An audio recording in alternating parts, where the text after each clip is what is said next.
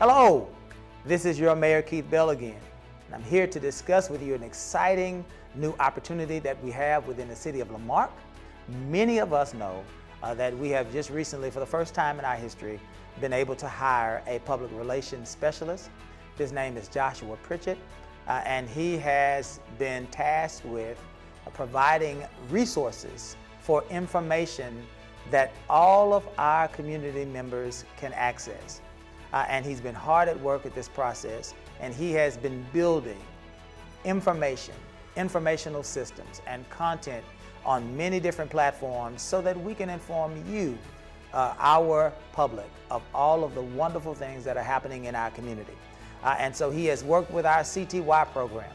He has worked with YouTube and Facebook and many of our social media platforms. He's also working with Channel 16, as well as a renewed, remodeled, and renovated website, all in efforts to make sure that you are informed and as informed as you possibly can be about what's happening in your city.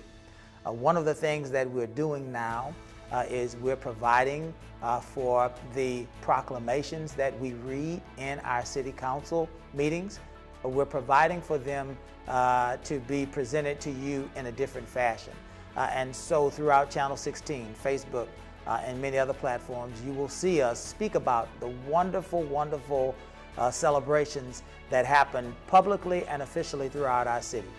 And so we thank Joshua Pritchett for bringing this to us, and we hope that you enjoy these things as you come across them on social media so that you can be a part of the celebrations and the wonderful things that are happening in our community. God bless you, and God bless the city of La Marque. May 2nd through May 6th is Teacher Appreciation Week, and we honor in this country those men and women that are instrumental in educating and preparing our children to lead this country into the future and beyond. And so if you have the opportunity, please engage educators within our community to say thank you, to show them that you appreciate them, and to encourage them to continue to do the work as it is vital and necessary for not only our city to move forward, but for our country and this world to continue to move forward. Friends, last month on April the 22nd, we were able to celebrate 60 years as a bird sanctuary here in the city of La Marque. It's a wonderful celebration, a wonderful time that reflects the heart and the values of us as a city.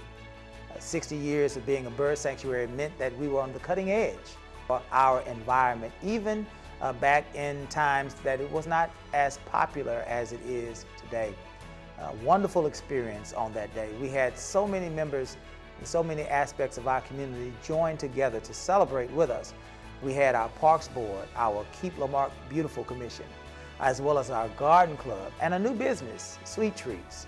All of them coming together to celebrate a wonderful, wonderful time and a wonderful, wonderful gesture of this great city. And it all happened on Earth Day as well. Earth Day being a celebration throughout this country, throughout this world, where we put the emphasis on making sure that we're making proper decisions to care for this earth, because all of us enjoy this wonderful world we live in, and we want our children to enjoy this wonderful world we live in. So we're excited that we were able to experience this. We're excited that we were able to share this with you, and we're excited about both of these different opportunities for us to give back not only to this great city, but as well as all of God's creation. What a wonderful, wonderful time it was. Today we're also honoring the men and women that play a vital role in delivering tap water to our community. This is Drinking Water Week. And it is celebrated May 1st through May 7th. And again, it honors those line workers, those utility billing clerks, or those persons that bring our tap water to our tap. It does not necessarily honor the water, because we know that in every city, one of the main sources of concern is the quality of tap water. And La Marque is not immune to that criticism nor that conversation. But today, We are excited because we're honoring the people that attempt to bring us the water that we drink, those of us that drink the water, those members of those staffs that work every day to try to serve us. And so if you see any of those persons, utility billing, people that are working on the water lines in our community, certainly stop and celebrate their tasks and their roles with them because they play a vital role in our quality of life here in the city of Lamar. May 15th through May 21st is Public Works Week. That's the week that all municipal governments and all governments across this country are giving gratitude and appreciation to those members of our Public Works Department that serve us each and every day. It is not a glamorous thing to work with sewer systems. It is not a glamorous or popular thing to work with roads, bridges, stoplights, and street signs, and city infrastructure as a whole. And many of the men and women that serve us in those capacities go unnoticed. But this week we endeavor to notice them, to honor them, to celebrate them, and to show our appreciation to them for the jobs that they do for us each and every day. And one of the ways that we want to celebrate them is that in the week of May 15th through May 21st, every day throughout all of our platforms, we will honor a member of our Public Works Department. So we want you to be excited about this. Certainly we want you to support them. If you see them doing their job, stop by, honk, blow, wave, let them know that you appreciate them.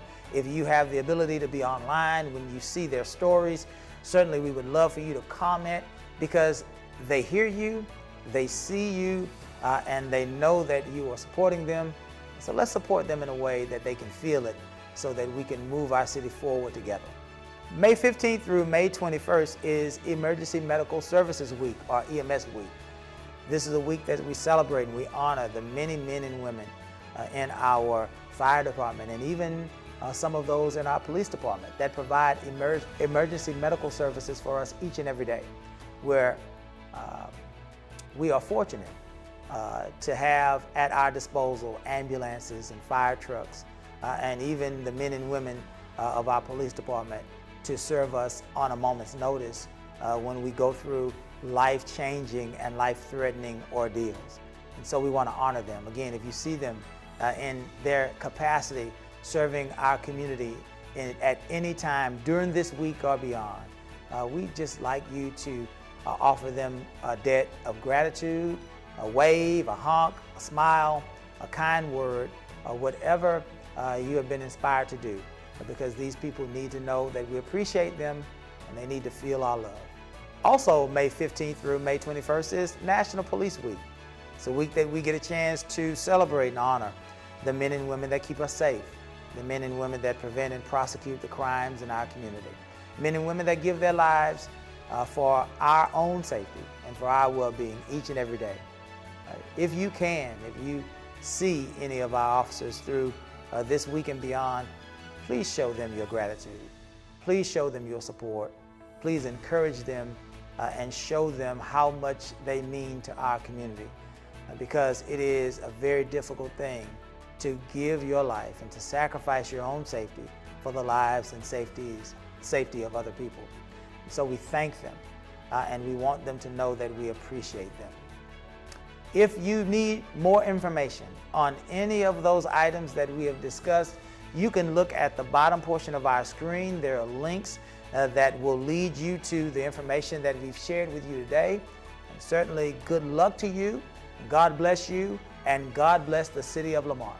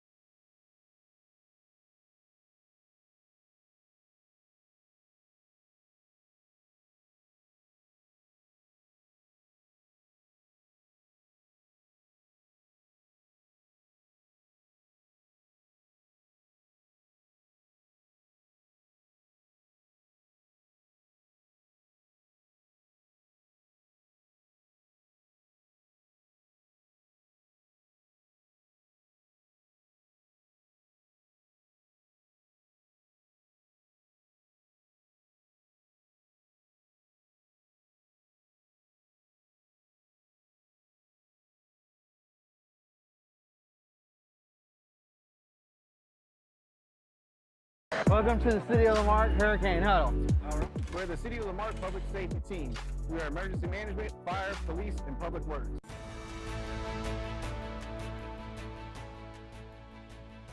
Hi, I'm Kyle Hunter, the Emergency Management Coordinator for the City of La Marque. With hurricane season fast approaching, I would like to update you with the following information.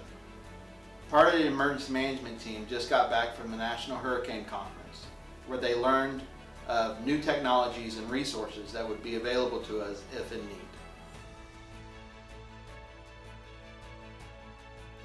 We would like to extend an invitation to all residents to attend our Hurricane Huddle this year on May 28th from 9 a.m. to 12. We're planning to have other emergency organizations from the county present for you to get information and meet.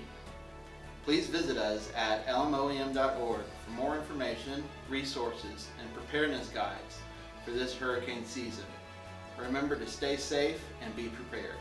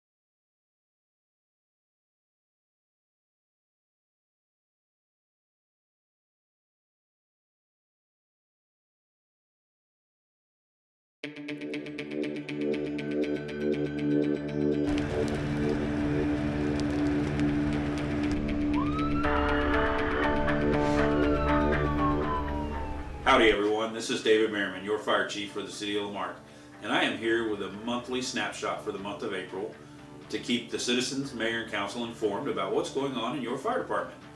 For the month of April, our ambulances responded to 174 calls for service within the City of La Marque. Our fire trucks responded to 157 calls for service, and we had 3 fires that were outside trash, grass, and other types of non-structural fires. Our car seat technicians at our monthly car seat check installed 2 car seats for April. Fire Marshal's office, our inspections division, inspected 7 commercial structures, and they attended 8 pre-development meetings for the City of La Marque, and we had 2 sets of commercial plans reviews for future development within the City of La Marque. We also filed arson charges for 2 active cases that we have going and made 1 arrest.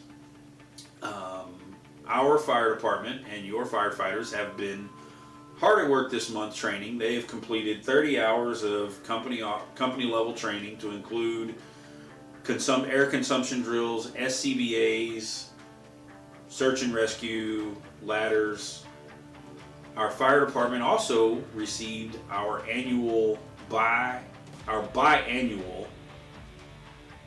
compliance audit from the Texas Commission on Fire Protection, and I am happy to report that your fire department received the first ever 0 deficiencies report from the Texas Commission on Fire Protection. Also in the name of training, we had 2 personnel complete fire inspector, and Engineer Reyes has become certified within the Texas Fire Commission as a fire inspector, and firefighter Ashley Robinson will be testing shortly and become certified as a fire inspector for the Fire Commission. We have 2 personnel vacancies that we have extended job offers, and they are in the background phase, so hopefully within the coming month we will have 2 new firefighters to introduce to you via this snapshot next month. The fire department also, because we are a family, we decided we were going to have our first annual fire department picnic where we all got together. We had a picnic out at Highland Bayou Park, and that is your snapshot for the month of April for your fire department. Thank you, Mayor and Council, citizens. This is David Merriman, your fire chief. Please stay safe out there.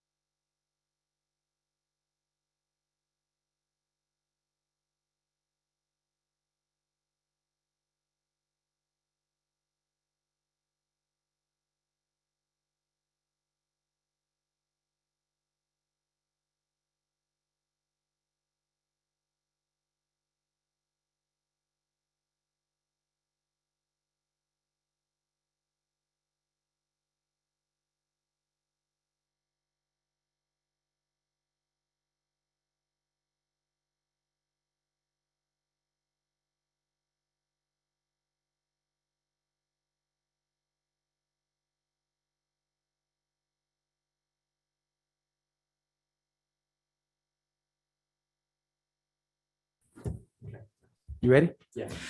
Welcome, welcome, welcome to our city council meeting, special agenda on May 17th, 2022.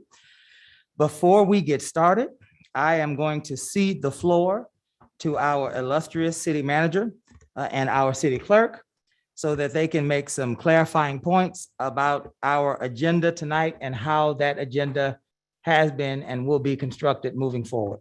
Mr. Garcia. Thank you, Mayor. Good evening, Mayor, Mayor Pro Tem, council members, members of the public, and those that are joining us through Zoom. To clarify a few things that have transpired with our agenda, I want to address it as a point of order. Many comments have been made of how we posted the agenda in the past and how to be more efficient as how we post it, to also move to a digital world where we no longer have to have 700, 800,000 page agendas. We have moved to a fully digital agenda, which we have received pretty good comments on, with the exception of how we show all the changes. So as you'll notice on your screen, anytime that we have any agenda and we want to dot an I, cross a T, hey, we noticed that there's a misspelled word, in an effort to get things out in a timely fashion and an orderly fashion, you now have access to not only anytime we post it, but anytime we make a change so that it's date stamped. So no longer can anybody say, hey, you made a change to the agenda. No, any changes that we made, you'll be able to see every single version of what we do. So we ask for transparency. Here is transparency. Some of the calls that I've gotten and some of the comments that I've gotten on the fact that we're trying to hide something, with all due respect, I can't speak to what opinions you may have had in the past. I can't tell you what may have gone, but everything is fully exposed here. There is nothing to hide. We had 7 days from the last time that we presented on some of the items that are brought to you before tonight. And we worked around the clock over the weekend at nights to make sure that this stuff gets done and gets done orderly. And we've done so in a manner that allows you to see every last time that we make any changes to our agenda, to update you with the most accurate and time-sensitive information as we have it. Unfortunately, there is a time-sensitive issue that we're discussing tonight. Should we choose to move forward on it or should we not? Is a decision that needs to come forward, but we wanted not only for council to be previewed with that, but the entire public to be previewed as it became available. Full transparency. This agenda got shared with them as it was shared with you. We have absolutely nothing to hide. Having said that, our city clerk takes great pride in what she does.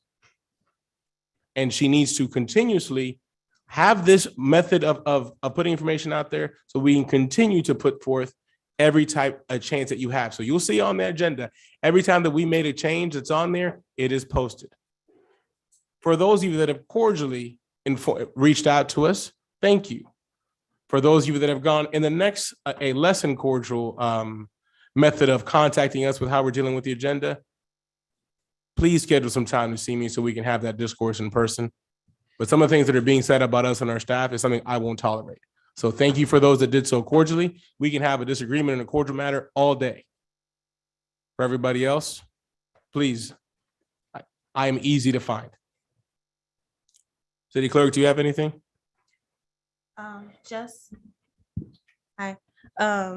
Just moving forward, I do again take pride in what I do. I take what I do very seriously. This is our first time using the software, so I apologize if there were any bugs that we were trying to work out. In the future, after speaking with members of the public as well as council, just seeing how the system works, there will be adjustments made moving forward to make sure that it's more clear what's happening. We will be able to label the changes going forward so you can see what actually is being changed in those clicks that you see. But just, it's a work in progress. We're definitely trying to move the city forward. We're trying to be as transparent with you guys as possible. And just, this is the ultimate level of transparency because you can see every single click that was made on this agenda. Thank you, City Clerk. IT, do you have anything you'd like to add?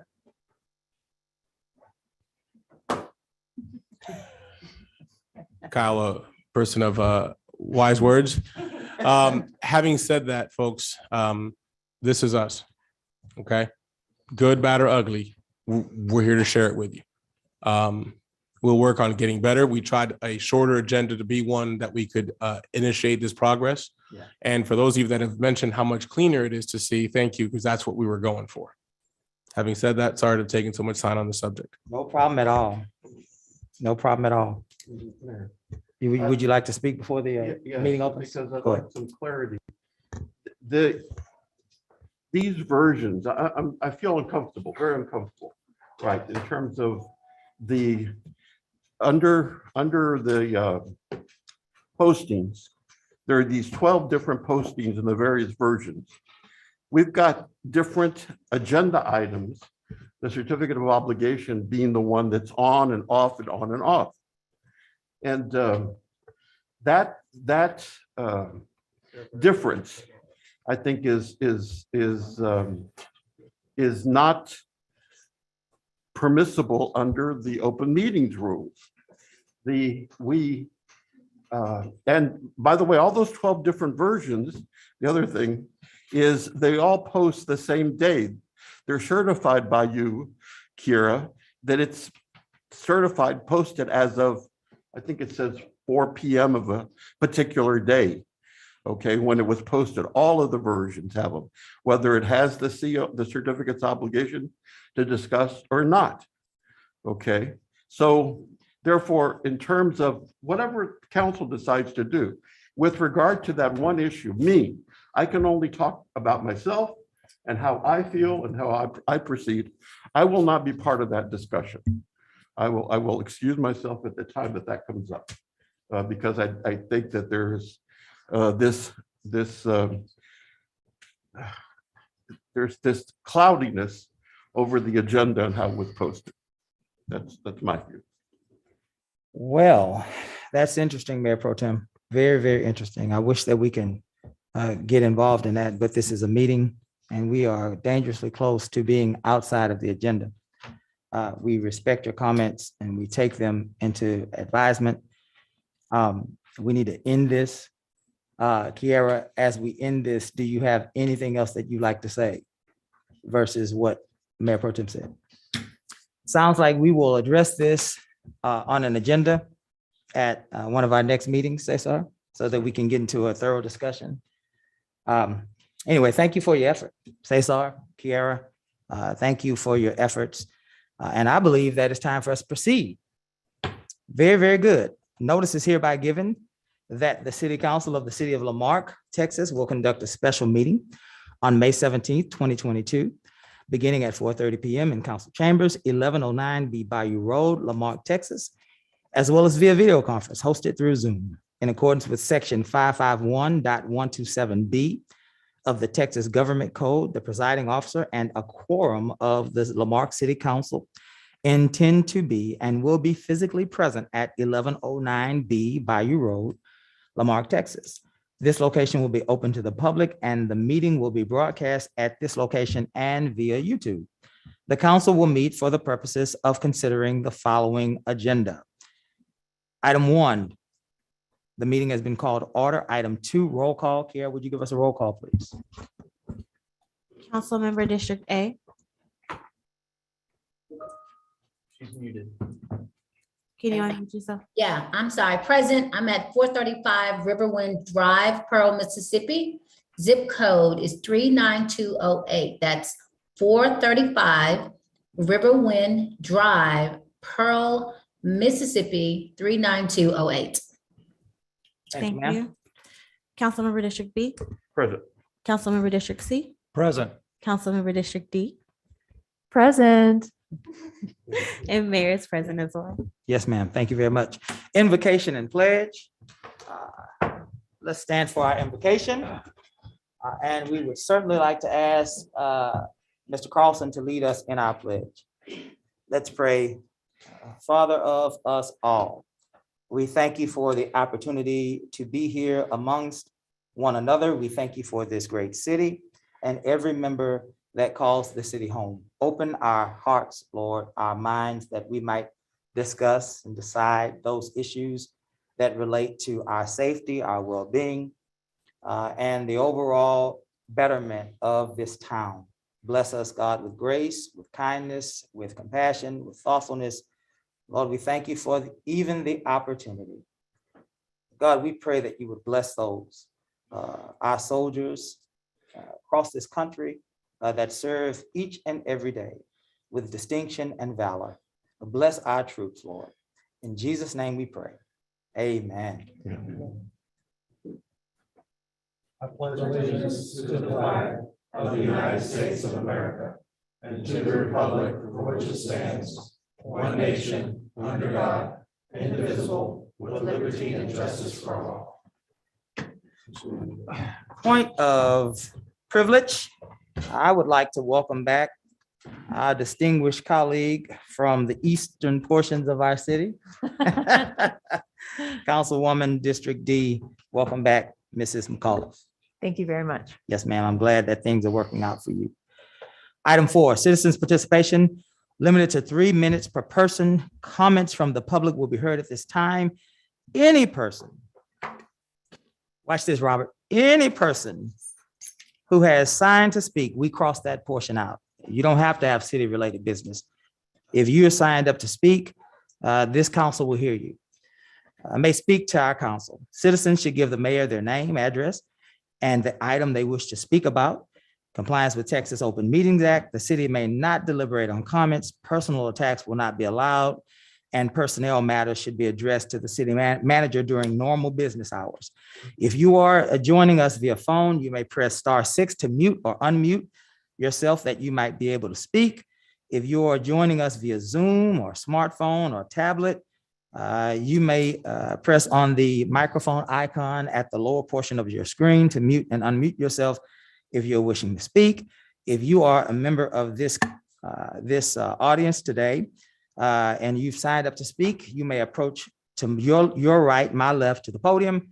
Remember to give your name and your address, and you will be heard by this council. Kyle, are there any persons via the internet that are wishing to speak tonight?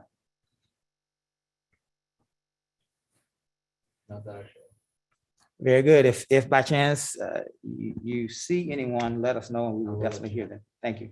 First person to speak tonight is Miss Eva Livey. Welcome, Miss Eva. Remember to give us your address, ma'am, when you approach. Yes. Yes, ma'am.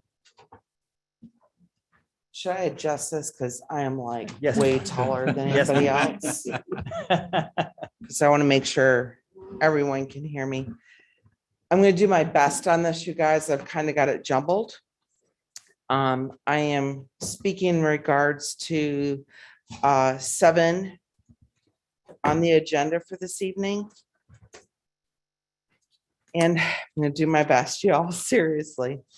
So some of the community are asking for full disclosure. Okay. Regarding this article, because I don't think we have a full understanding of what this full amount is going to be used for. I can see clearly on A, B, and C today.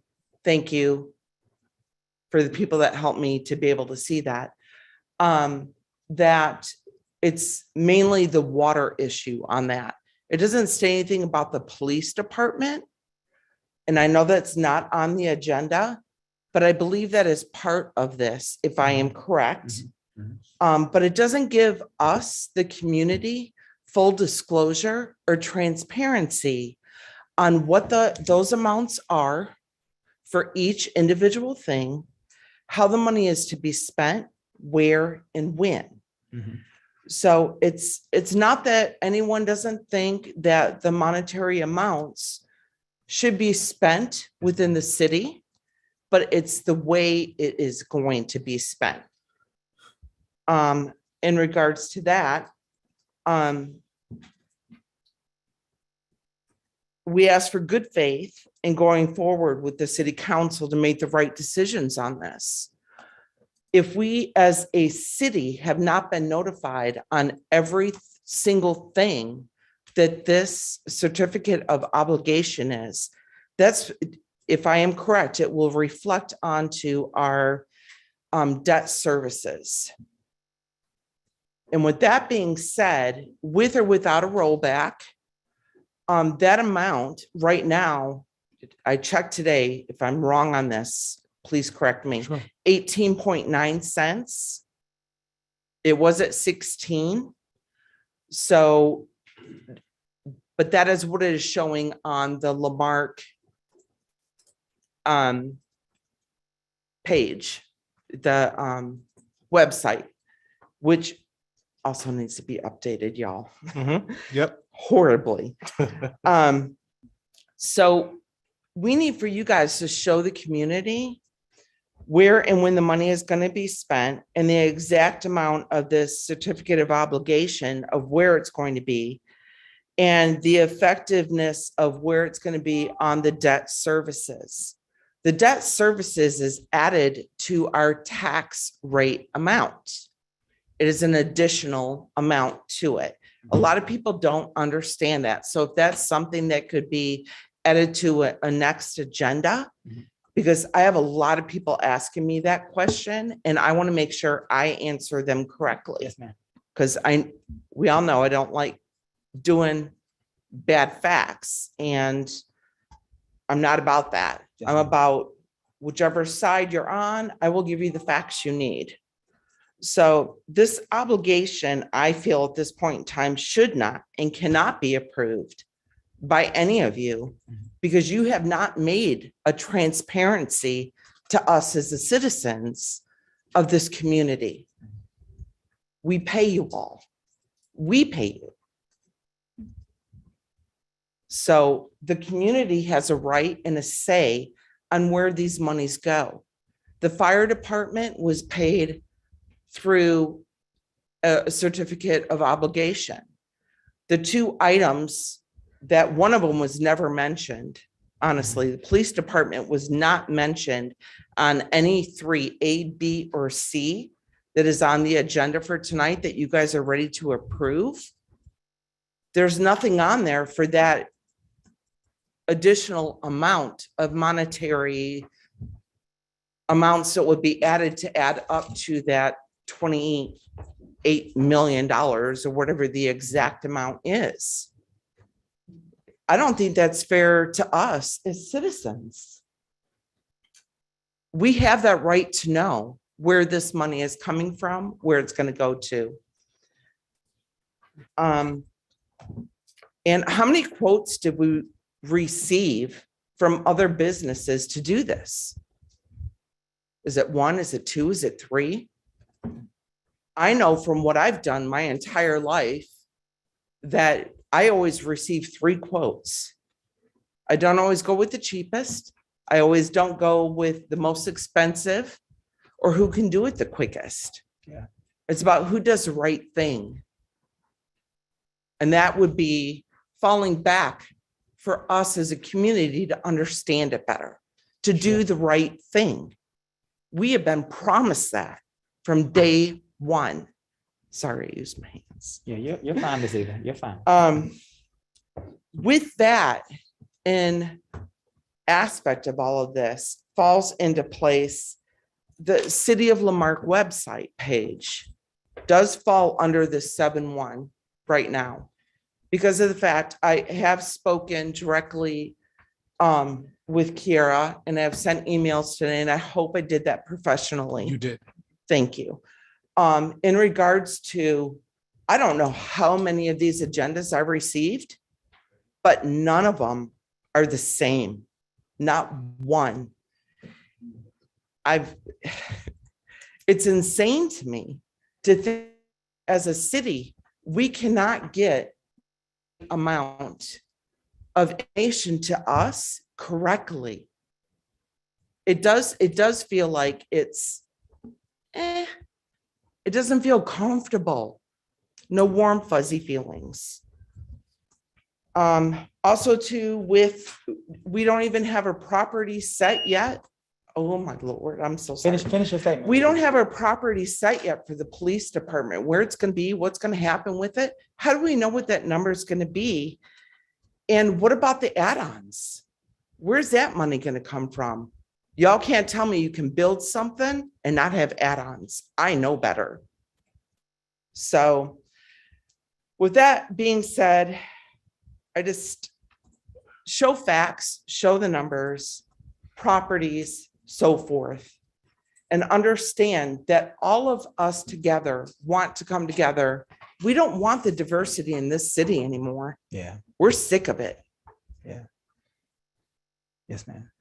But there is no transparency at all on the city for the certificate of obligation. It takes one vote, if I'm correct, to say nay against this. I just asked for one vote. I don't think it's right.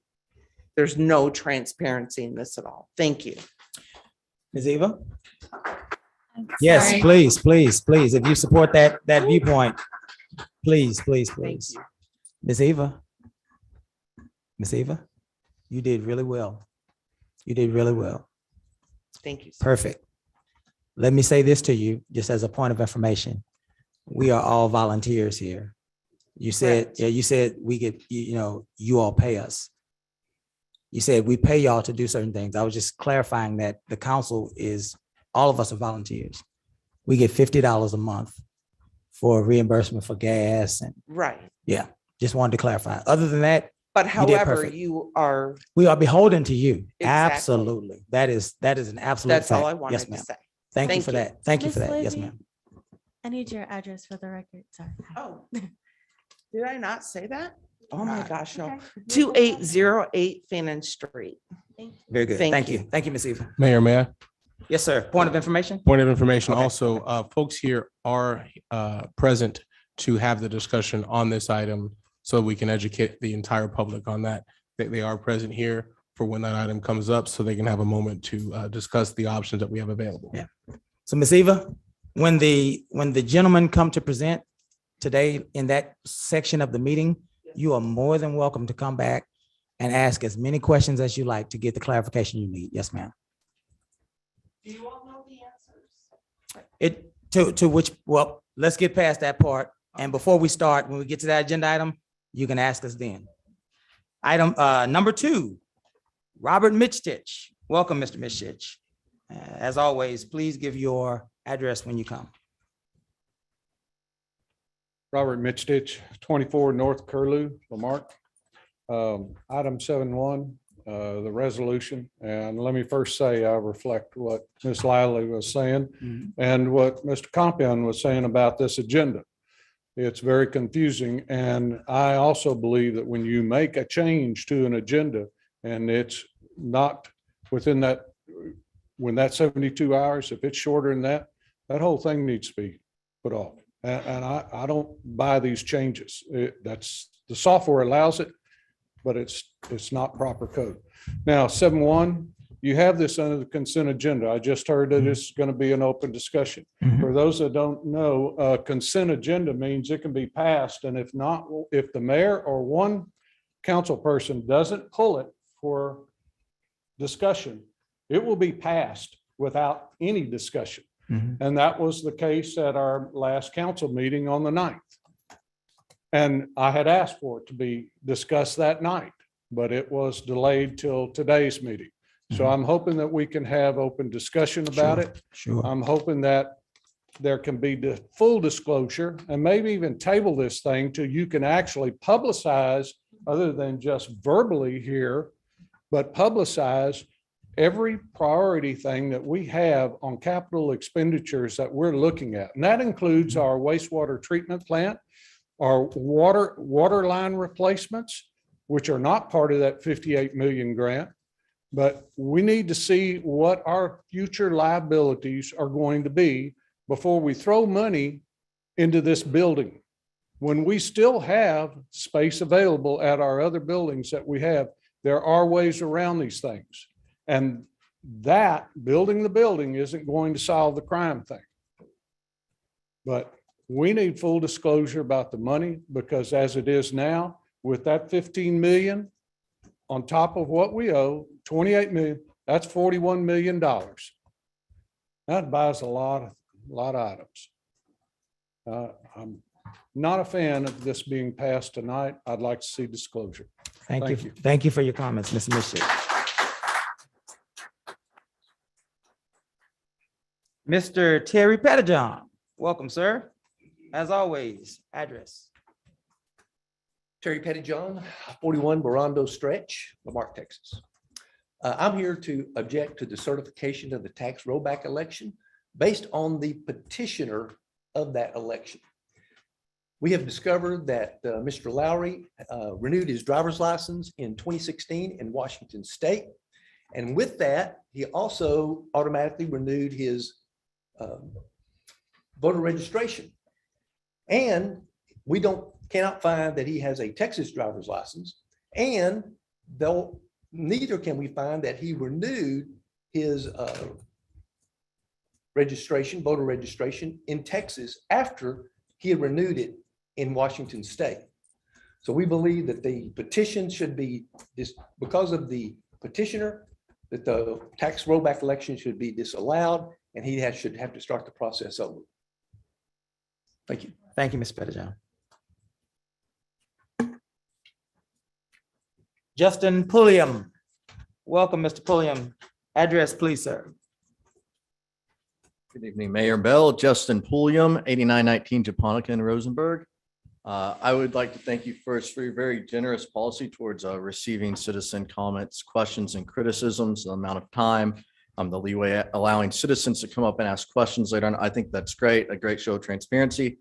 I was reading about this meeting last week and I saw all the agenda items. So I'm a little curious what's going on there.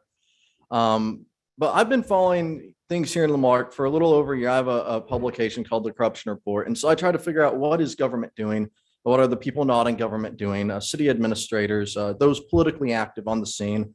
I saw an interesting post on Nextdoor a little bit ago. So I'm here to get information about what's going on in the city. I don't mean like the city government, but what's going on in the city overall. And so if anyone has any evidence or information about that, I would sure love to hear that. I've noticed that it seems like since, Mr. Jackson separated, which I thought was quite amicable with a separation agreement, a resignation, and everything would be great. But it seems like since then, there's been so many issues in the city that I just can't quite piece together. So if anyone has any information or really the evidence, I want to see the records. I would love to see that. And then the other thing I'd like to discuss is that if I really felt strongly about what the city government's doing, I think I would move here, or if I already lived here, I would just sign up to run for election.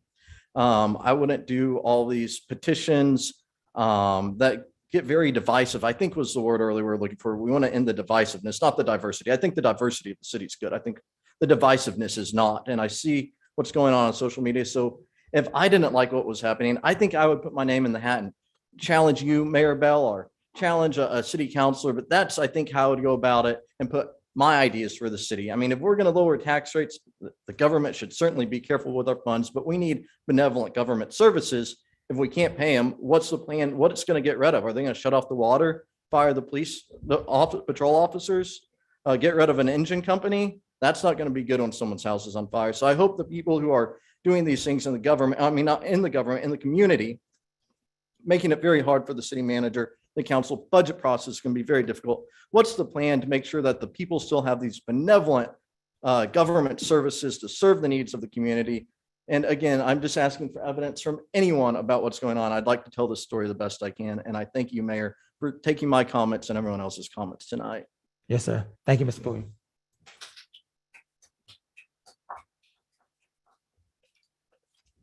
Kyle, anyone online? No one? Very good. We're at item 5, guys. Item 5, conduct public hearing to hear public input on adopting the following. 5.1, ordinance number letter O 2021-0018, amending section 8.8 of the city code to allow for the keeping of hens, making various findings, and providing for an effective date. This is the second and final reading. We will close this special meeting at 5:10. 5:10. We will open this public hearing at 5:10. Is there any person here tonight, wishing to speak on item 5.1, the chicken ordinance? Any person tonight wishing to speak on item 5.1? Mayor, looks like somebody's available online to speak. I see a I see Mr. Loftus raising his hand. I also see Mr. Wilson. Are you here tonight to speak? Let's take Mr. Loftus first, and then Mr. Wilson, when he's done, we'd like to ask you to approach. Very good. Mr. Loftus, can you hear us? Yes, You may speak, sir. Welcome. welcome and good evening to everybody. So, as you know, I've been a part of this great chicken debate since probably 2010, far longer than anybody else. And I'm hoping that you all finally get this thing right and code enforcement does their job to the fullest. Having to live next door to someone such as my neighbor, who's continually over the years gotten away with numerous ordinance violations. I'm just here to say once again that I am very sick of it. I'm disgusted at how some of this stuff has been handled. And if it's not handled correctly, we'll just keep going back and around, because I'll just keep reporting it and we'll keep going back and around. The way that the fines were dismissed was kind of disheartening. And for all the time that code has spent and you all have spent researching all this, to have people's fines dismissed, especially my neighbor, and I'm only speaking about my neighbor, I didn't like it at all. And I hope moving forward that we can rectify this ongoing problems. The crowing and the chickens running amok next door to me, all on top of the fence and all that, I shouldn't have to live like that. And if and until you all have to live like that, then you'll see my frustration. And Mayor, you know, you and I have talked about it. I've talked about it over the years with you. Yes, sir. And I'm just, like I said earlier, I'm just frustrated that this is continuing. So hopefully this new ordinance, whatever that looks like, gives me some type of relief. Because I can rest assured that the neighbor that I have lived next door to since 2010, somewhere around up in there, he's going to break the codes. He's out of violation right now under the old code. One thing I will say about the former city manager, when I did go to him with this issue, he gave a directive to code enforcement to handle the situation, and it didn't get handled. And yet here we are in 2022, and we're still talking about these chickens. There's far more things to be handled in this city than to continually keep talking about chickens. If people are out of code, whatever their code violation is, they should be fined. Let me back up. They should be given an opportunity to correct the situation. And then when they don't, fines need to be issued and they shouldn't be dismissed. Because as we all know, we need the money, so make them pay. And that's pretty much all I got. Thank you, Mr. Loftus. Thank you for your participation. Mr. Wilson, welcome, sir. Sorry, Good I to need see Mr. you. Loftus's address. Mr. Loftus? Yes, 309 Johnson Street in the great city of Lamar. Thank you, sir. Thank you. Hey, Mr. Wilson. I feel like Dennis the Menace. Hello, Mr. Wilson. I've heard that one before. Welcome, sir. Give us your address. Well, 1440 Howe, Lamar. Welcome. Joe Wilson. I'd like to welcome you because you missed all the fun when we've been doing this. I mean, I retired 1 year ago this month. Year coming back and forth. And first thing I'd like to say, I thank the council and everybody who's worked on this because it was a job. Yeah. And let me tell you, I appreciate everything you've done. And I'm assuming the ordinance will pass. I'm gonna just kind of leave it at that. But I do have this to say. We went to court last Friday, I think it was, and well, they dismissed our case because the person that filed the claim citation against us didn't show up. So come Monday, I think it was this Monday, the code officer came by again, said the guy refiled the claim again for the same thing. And so here I go again. And it took a whole solid year out of my retirement. Just, you know, it's like a little cloud sitting on your head there. That you have to deal with this thing again. And personally, I don't want to, but I will. And I wasn't going to go to trial. Well, I was hesitant on going to trial because the Lord told me, be still and know that I'm God. Yeah. So I didn't say a word when we went and talked with the lawyer here, Mr. Gus, yeah. Anyhow, Canable. But anyhow, it's just kind of hard having to go back through this again, the whole cycle, but I will. Yeah. But I'll make a statement here. I think I'm released to say that, you know, I'm going to go to trial, and we haven't been cited yet. We haven't got the first letter yet, but it's probably on its way, or it might be in the mailbox. But I just want to, you know, say that it's been worth it. And to see the council at work, I know that y'all got all kind of different things that you have to stand up against or stand for. But I think based on what I've seen, my personal self is that I think everybody's been more than fair, and they try to be fair. Not everybody's going to be pleased, and if I have to pay them fine, I won't be pleased, but I will. I even considered leaving Lamarck over this situation, but I'm 74 years old, and that's the last thing I want to do is move on. Yeah, yeah. But I was here before most of y'all were born, probably. So anyhow, but I do appreciate y'all, and I just want to thank y'all for everything, and, you know, keep up the good work and have tough skin. That's all I can say. Thanks a lot. Goes with the Appreciate it. territory. Thank you, Mr. Wilson. Thank you for your support, and thank you for your comments. Any other persons wishing to speak on this this public hearing? Approach, yes, sir. Give us your name and your address. Welcome. Don't mind this one. You're welcome. Good evening, Justin McDonald, 3 Pine Circle in Marque, Texas. And I don't know every article that's going out there, the history behind it. I was just hoping maybe now or moving forward, can we briefly address the topic being discussed?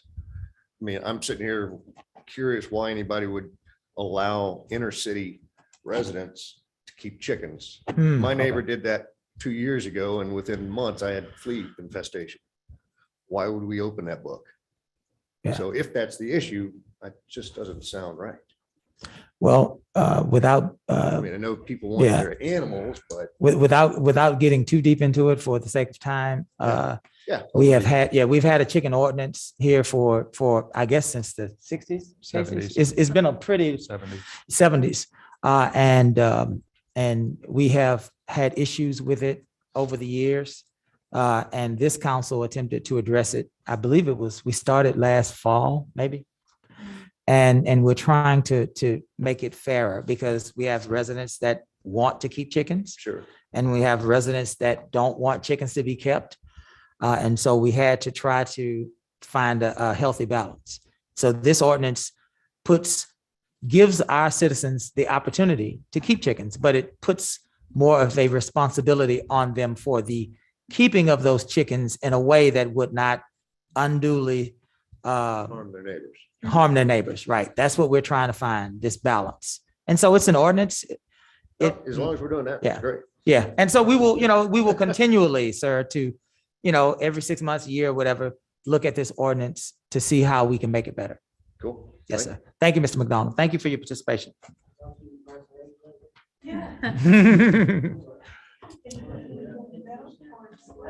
Yes, sir. Mr. Yarborough, are you wishing to speak at the podium, or? Welcome. Name and address. Mr. Yarborough, did you want to speak at the podium, or? I hear you. We either it has to be at the podium, or we can talk after, so that the public can hear you. But I hear you though. I hear you. Yes, ma'am. Ms. Rubio. First name, ma'am. Abril. Abril Rubio. Welcome. Your address? No, because they kicked me out. Anyhow, this chicken. Where was your address? 305 Martin Luther King. Okay. Junior driving Mark. Welcome, ma'am. What is this chicken stuff about? How long has it been going on? We have had a chicken. Order to court. How long has this been going on? We've been having a chicken discussion for some decades now. Okay, well, let's finalize it and get a stamp that price is high, gas is high. That's all I have to say. Thank you. Hey, yes, ma'am. Thank you for your comments. Any other persons wishing to speak on item 5.1? We will close this public hearing at, 5:21. we will enter the special meeting at 5:21. There's one more ordinance. Item 5-2, public hearing. Ordinance number, letter O, -2022-0004, amending chapter 29 of the city's code of ordinance, issuing a ban on fireworks, providing an effective date, providing a penalty, and making other findings and provisions related to this subject. This is the second reading. Are there any persons wishing to speak on ordinance number 0-2022-0004, otherwise known as the ban on fireworks? Any person wishing to address the ban on fireworks ordinance? Any person, Kyle, online? Any person? Ms. Lively, yes, ma'am. You may approach. Just a quick note on this one. Yes, ma'am. We haven't been able to take care of the code enforcement and the police department with the fireworks in the past. Mhm. So passing this, it's hard. Our police department can't go out there and catch every single firework that's going up on 4th of July, January 31st, birthday parties, did anything that you can think of that someone can celebrate. I would like to know how this ordinance is going to go into effect, because of the fact by the time someone actually gets out there, it's like a gunshot. By the time someone actually gets out there, it's done. So that was my only question on that. Thank you. Thank you, Ms. Lively. Any other persons wishing to speak on item 5.2, the fireworks, the ban on fireworks? One more time. Any person wishing to speak on item 5.2, the ban on fireworks? Hearing none, we will now, Kiara, close this public hearing at, 5:24. and we will return to our special meeting at 5:24. item 6, ordinances. These are for discussion and possible action.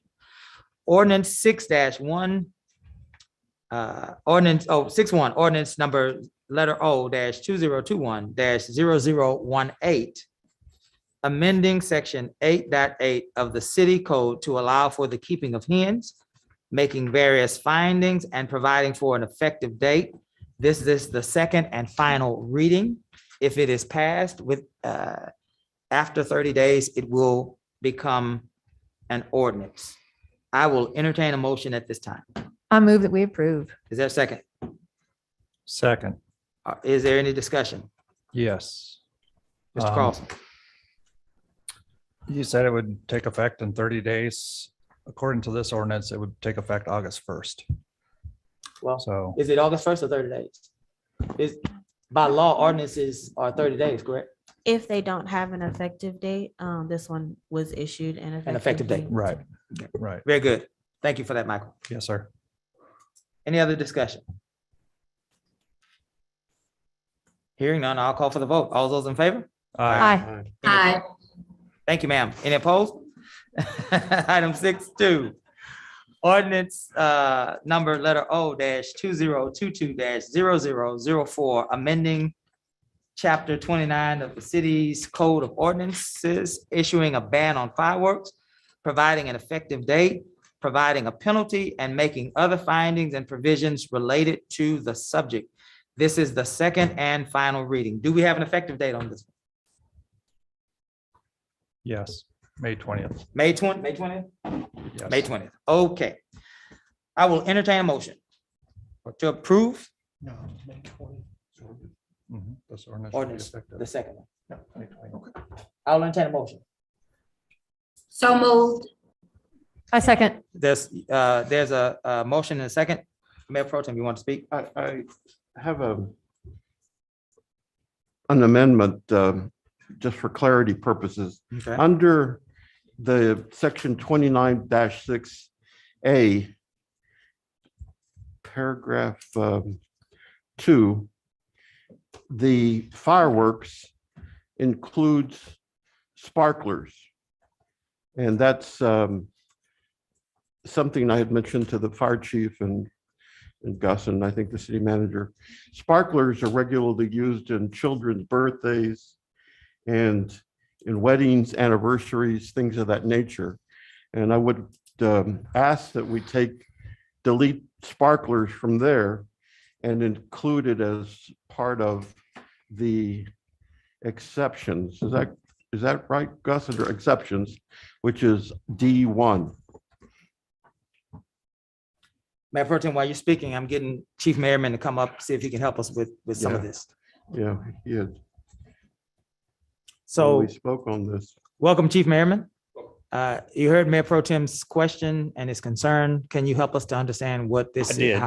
And the reason we left it there is sparklers are a handheld type of firework that require a combustible metal and an oxidizer to make the fire, which means water doesn't put it out. Even if you sink it in a water bucket, 9 times out of 10, it will not go out. You put a large enough of those together with a fuse, it becomes an explosive bomb. And fireworks or sparklers, excuse me, sparklers are 61% of the reason for injuries in all children under 5. That's why we left it. But we will do I am for the will and pleasure of the city council. That was my I'm justification. just trying to avoid a situation where family or parent is going to be penalized in some fashion by a simple sparkler, which is something I see every so often. I see it Absolutely. more so with senior anniversaries now. Sure. And again, my reason for leaving it is the public safety. Right. We are certainly, I will do whatever council. Well, is there some sort of method to communicate that or to refine that to say, single sparklers? Because when you and I had this discussion, you didn't have this information for me. Right. And that would be the problem with the ordinance is when we rewrote it, this ordinance has been in effect since 2003. We rewrote it to match state legislation because in 2012 and 2014, they took off the ability to confiscate packaged fireworks. They also took off the ability for us to outlaw selling fireworks within 1.5 miles of our city limits. State legislation, the Senate bill and a House bill corrected that. Because our ordinance was written in 2003, that was still in there. So that verbiage had to be changed. So Gus and I worked on changing it out. That's really what we did. We didn't change anything else in it other than making it comply with proper state legislation. So in essence, what you're saying is this is the exact same ordinance we've had on the books for many years, for over almost a decade. Correct. Except 2 decades. with the exception, I'm sorry, thank you. Yes. And with the exception of changing language to match the state standard. Okay. We deleted the prior ordinance used to say that you could not sell or possess fireworks within 5,000 foot of the city limits of Lamarque. And there was a Senate bill don't quote me on the time, but it was around 2013 or 14 that got deleted from state legislation. And to your knowledge, we haven't been issuing tickets for a little sparkler. Since I have been doing fire marshal work in the city of Lamarque since 2015, I have not written a citation for sparklers, sir. Okay, well, I'll leave it in common sense. I'll But withdraw that concern. And again, the reasons I left it was because it's quite easy to make a bomb out of See, I didn't know that. Right. Probably none of us knew that until you mentioned it. I knew it. It's- I knew it. It's compelling data, and if I may, I'd like to call for My the my fellow question. smoke eaters on council Oh, yeah. know all the information that that I gave I out. didn't know that. Just teasing you, Joe. We just teasing. And again, that's why I left it. If I am at the pleasure of the council to to make It's, whatever again, adjustments. it's compelling data, and I would like to call for the question. Yes, sir. Yes, ma'am. Thank you, Chief. All those in favor? Aye. Any opposed? Thank you, Casey, for helping us move through. Item 7, yes, resolution, consent agenda. We are going to pull item 7.1, and that's going to leave item 7.2 all there by its lonesome. So I guess we have to discuss that one as well. We are getting ready to get into a discussion on this certificate of obligation. Here's what we'll do. We will allow for Stifel to come and share with us their findings, their recommendations. They'll walk us through. There are some folks that may have questions. We want to, as much as we can, friends, try to limit this discussion to about 30 minutes because of some just simple time constraints for our council. I think that we can get it done. So without further ado, who's going to represent Stifel? Myself and David Webb. Welcome. And then we'll hear from Cesar Garcia, our city manager, and whomever he decides to bring up. Welcome, guys. Welcome. Is Ms. Eva out there? Okay, just Hi, Brad. if she It's gets a nice to meet chance, you. let her know that her section is up. Thank you. You may proceed, sir. Introduction, just jump right in. For the sake of time, we're going to go ahead and just jump right in. We'll be sharing the presentation on the screen for everybody, but I'd like to, we have our folks here to educate us on our CO discussion we're having tonight, and I'll have a few words afterwards. I'd like to also, for the record, point that Ms. Susie, our finance director, is available online, should any questions be asked, needed of her as well. Great. Thank you, Brad. Thank you, sir. Mr. Mayor, members of the council, the public, thanks for having us. I'm Brad Angst with Stifel, my colleague David Webb. We serve as the city's financial advisor. So in that role as financial advisor, when the city is considering debt obligation or funding some public projects, we evaluate how to finance those projects and what the tax impact may be on your public.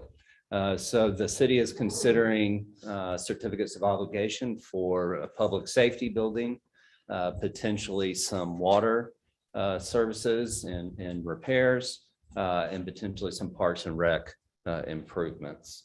And so on slide 2 that we have here, we want to point out a couple of the background pieces of information that we use to calculate what a tax impact may be, what that cost will be to your taxpayers. And so what we have here is a historical look at the last 10 years of your tax rate.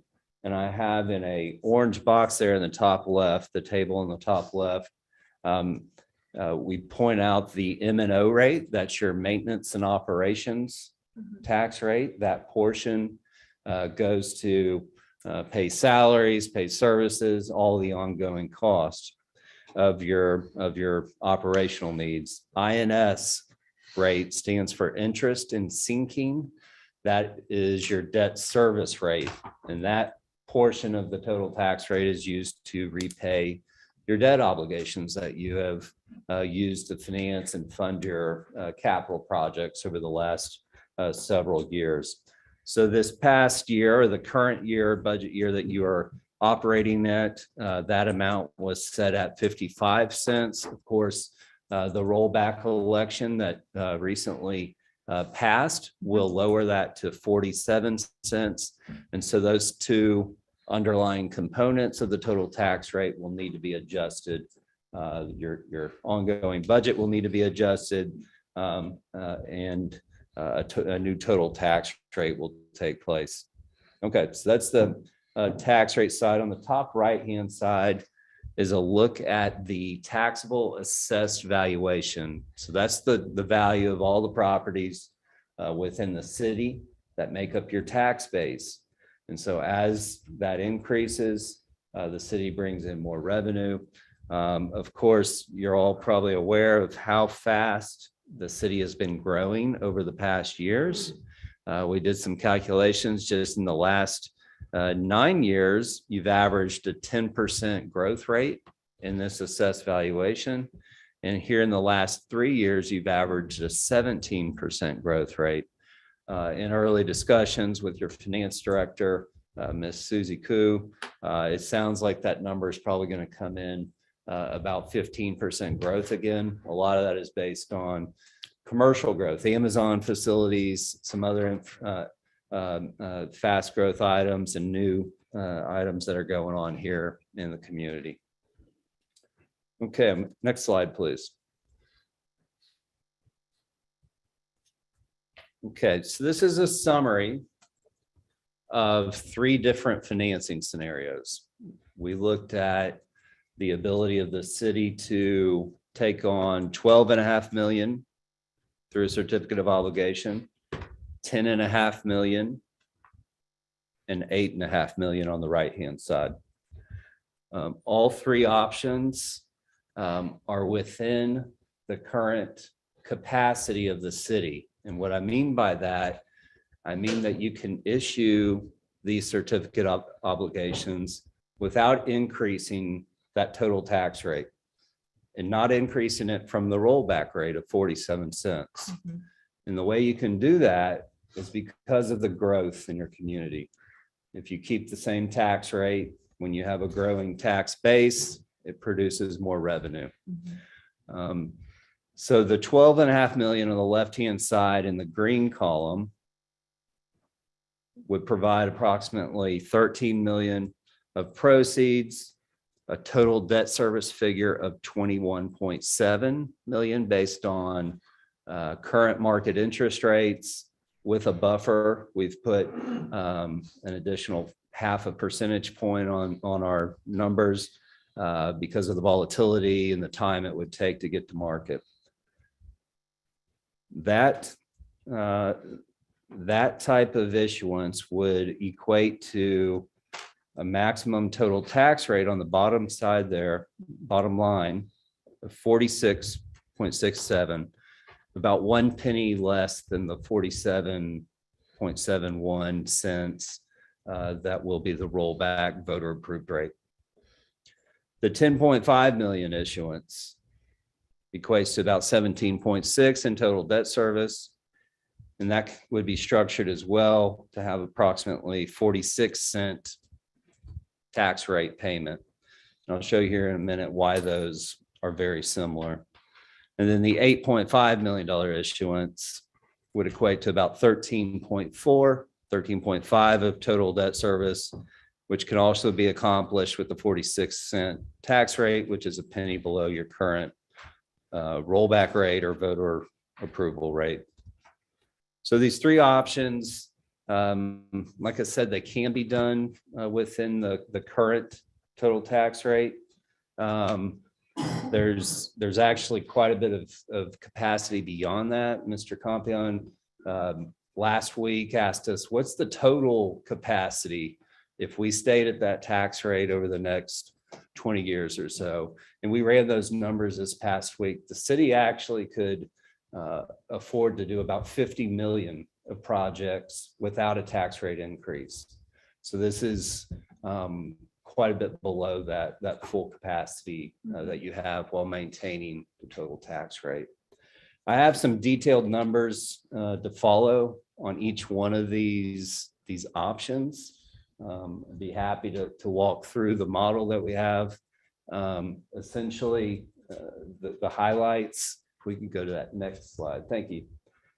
We're using a growth factor this coming year of 12.5%. So that's below the 15% estimate. We've discounted a collection rate to assume you're only bringing in approximately 95% of those funds. And again, we make sure at every year that you maintain the tax rate or go lower. Be happy to stand for any questions. Just clarification before we get into Cesar and the rest of the council. Say to us again so that we can all hear. You said the city has how much capacity to incur debt and still keep the tax rate the same? How much capacity do we have to incur debt and keep the tax rate exactly the same as the rollback? That's right. Based on these financing assumptions, those assumptions are the 12.5% growth rate this coming year, which declines to 5%. And then we have it at 2.5% over time, well below your average. Based on those assumptions, you can afford $50 million of financing without an increase to the total tax rate. Very good. Very good. Hold on just a minute, Mr. Yarbrough. If you want to come and speak, you're more than welcome. We need you at the podium because we want everybody to hear. But hold on just a minute. Hold on just a minute. Let me get Cesar in. I know he wants to add to this discussion. And if you still want to speak, sir, I'll bring you up. And thank you, Mayor. And Mr. Yarbrough or anybody else out there, this is an open discourse. If you'd like to ask a question, please come forward so we can formally address it and then answer it. Because we want questions. We want to make sure that this is addressed. So anybody out there who has any questions, here's your chance to come forward and say it now. Tell us you want better streets or you don't. Tell us you want your water fixed or you don't. Tell us you want a police station or you don't. This is your time. Come up and tell us what you want now, because we were asked to bring solutions to the table and we're trying to bring them in an efficient manner at today's rates. One thing that I'd like to ask Brad, if you will, and the reason why we're bringing this forward now for openness is because our rates nationally are about to go up. Could you please talk on that? Yeah, so as many of us are probably aware, interest rates continue to rise. There's the full expectation that the Federal Open Market Committee, is going to raise the short-term Fed funds rate again, another 0.5% at a meeting in about 4 weeks. We are in a rising interest rate environment. So while we can't predict what those rates are, we do know they continue to go up every week. And we expect them to continue to do that for the next year at least. So that's one factor to get in front of. The other is to potentially use some of this growth from your commercial growth, such as Amazon. When they provide that growth, it helps them pay for your new buildings, for this debt that you potentially take on. And then I'll lastly say that some of our other municipalities that we work with are keenly aware and focused on the construction cost increase, which actually are far outpacing the increase in interest rate cost. Thank you. So just to recap, labor's up and it's going up higher. Construction costs are up and they're going up higher. And financing is up and it's going up higher. That's 3 points that we want to make, which is why this is brought to you now. No decision needs to be made. If you choose to go in that route, please speak up so we can have your voice heard, so we can make a decision according to what you have to say. Another question that was raised, what are these funds going to be used for? We also want your feedback. And I can tell you right now that, do we want to go that far in debt? Absolutely not. But very rough numbers, and I don't see Rick here in the room, but give or take $24 million to fix our current water program. Okay, $20 million to fix our streets.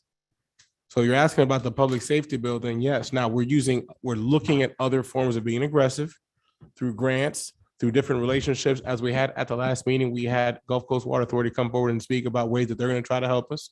We're working with Tech Stock in different ways to try to address these issues.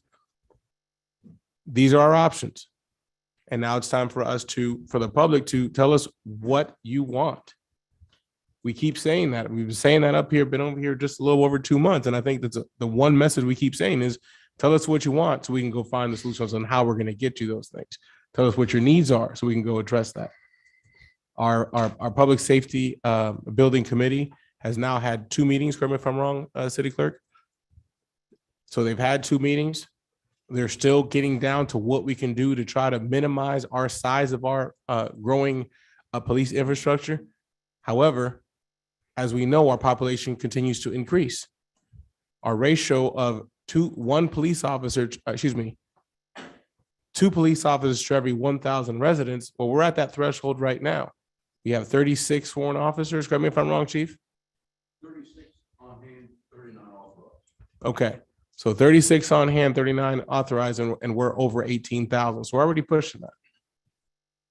So these are the things that we want you all as residents to understand and know. And those numbers, by the way, the 1,000, the 2 officers to every 1,000 is in an area that has average crime rate, which unfortunately right now we're doing everything to eradicate our current crime rate, but we do know that we are slightly above average. Just stating facts, not going to sway your vote any which way, but we'd like your input and feedback as to what you'd like us to utilize these funds. What rate do you like? Do you want a higher rate? Do you want a lower rate? Do you want no rate? The time is now for us to address the change that we want to see. That's all I have, Mayor. And this is kind of where, thank you for doing that, Robert. This is kind of where we want to bring in our folks. I know Robert wanted to speak. Ms. Lively wanted to speak. Mr. Lowry, your hand's up as well. Mr. Yarbrough, did you want to speak as well? And Keisha also. I see you in the back, sir. I forgot. Mr. Douglas McDonald. I called out a bunch of names. Y'all know which order y'all are in. So please come and ask questions of our bond counsel. Robert Mitchell, 24 North Curlew. Mr. Is it Angst? Yes, sir. Thank you for your presentation and the work. I would like to see these numbers like $50 million actually printed down instead of just verbal. The bond or the resolution as printed in the document is different from last Monday, from the 9th. It states the $8.5 million, but it doesn't state what the usage is going to be for. Yeah. And there has to be before anything can be approved. It would be irresponsible. You wouldn't give me your checkbook without knowing, and I wouldn't give you mine. That's a fair point. That's a fair point. The numbers stated on that one document also conflict. Before in your initial document, it was noted at $15 million, and it was showing the total debt for the city at $28,764,000, something like that, and with a payout over 30 years of $41 million, and that was to include that $15 million. Mm-hmm. In the document attached today, it shows $8.5 million, but it still shows those same numbers, 28,764,000 and 48. That has to be corrected. They don't match. So there's some erroneous things that need to be corrected before anything can be passed. I do support the idea that we have a total disclosure of what our capital exposures are. I heard the verbals, but I would like to see something in writing and where those items are, because we've done studies in the past, but where are they? You know, what areas of what streets, where are we going to replace these water lines? What's these costs and the actual roads that we're going to do, not just a number thrown out there, because we're still waiting on the roads that now The going bond, on county bond, yeah. almost 6 years, you know, and county funds. Yeah. This is what is important to everybody that I hear, that they're clamoring. And it's not necessarily yes, there's a need for a station, but that is not the number one thing. And I also believe that the law changed in 2019 on the COs. And there again, the state didn't put in the different penalties. They trusted. The COs are only supposed to really be used for emergency use. And this is clearly not an emergency use. And rising interest rates and everything, you know, how much will they go up? When will they come back down? You know, it's not necessarily an excuse or a reason to jump into it. I really believe that if you put everything down and you prioritize and you show the public exactly what our exposures are and what each one of those exposures will accomplish with the money, not just a rounded number, and put this to a vote by the people. And I think you'll find the support will be there. But doing it this way, it is not going to set well with the public, no matter what. My comments. Thank you, Robert, for your May I? comments. Mayor. Just a minute. I saw one of our colleagues here shaking his head. Did you want to jump in? And then we'll Yeah. get, I know we have Casey, Cesar, and then who was second? Somebody, Ms. Lively was second and Joseph was third. Yeah, I mainly would just love to hear from our Stiefel advisors, because the comment about COs being used for emergency use only is certainly not how I understand the use of COs. And so I would love. And I think that's what bond Yeah. counsel Jonathan Frells is getting Right. ready to speak exactly to. Yes. Yes. Hi, Mayor, members of council. My name is Jonathan Frells. I'm a partner at Bracewell. We serve as your bond counsel. Wanted to clarify a couple of items. First, as it relates to the use of COs, there is not a restriction to COs only being used for emergency purposes. They're available for public works projects that are being done and available for equipment. So there are a number of uses that COs can be used under the Act. This last session, there were some changes that were related to COs that were made. There are certain uses of COs that require COs to be paid from the M&O side of your tax rate as opposed to the debt service side of your tax rate. But the uses you're talking about with respect to water and sewer, public safety, and streets all fall on the debt service side of the rate. So COs are a common tool that are used by cities for the types of projects that you're discussing in this particular instance. I'm happy to talk through the statutory provisions if that's necessary. Also, I think there was some misunderstanding as it related to what's in the notice. Before you can issue COs, you are going to have to adopt a resolution that authorizes the publication of a notice of intent. Part of what council is doing here this evening is going through the process of determining what it wants to include in that notice of intent resolution. And that resolution will ultimately be updated to include whatever council ultimately determines that it wants to include, if it determines that it even wants to move forward with something like that this evening. So what's online, just so you know, is the numbers are related there. There are two sets of numbers that the CO Act requires you to place inside of the notice. The first set of numbers is it requires the amount that it would take, a maximum par amount that you are authorizing, right? So you put multiple options that are up. It could be the 8.5 million, it could be the 12 million, it could be 15 million, whatever number you ultimately decide in there. That would be the maximum amount of COs that you have to use. Then the statute requires that you say the amount that you believe it will cost to pay off the principal and interest on the COs that you're issuing. And so in the case of the 8.5 million, the numbers that are in the notice that was provided to the public shows that total amount to pay off the 8.5 million would be 13,490,611 if you did it in an interest rate of 5%. And so that's the other thing, you have to show the interest rate that was ultimately there. Then as a second number, you have to show the amount of debt that you currently have outstanding. So that's prior to the issuance of those COs. And that's the $28.7 million number that was in the Stiefel presentation. And then the total amount to pay the outstanding tax supported debt obligations on time and full, which is the $41.29 million number that was in the Stiefel presentation as well. So all of that is in the information that you provided. If you want to see what the total number is, you add the two numbers together, and that gets you to your total number of what your debt picture would look like there. So this follows precisely what's in the statute as it relates to how you have to structure the notice of intent. And so I just wanted to clarify those points there this evening for you. Let me, I'm sorry, Casey, did you? I was just gonna try to reiterate Okay.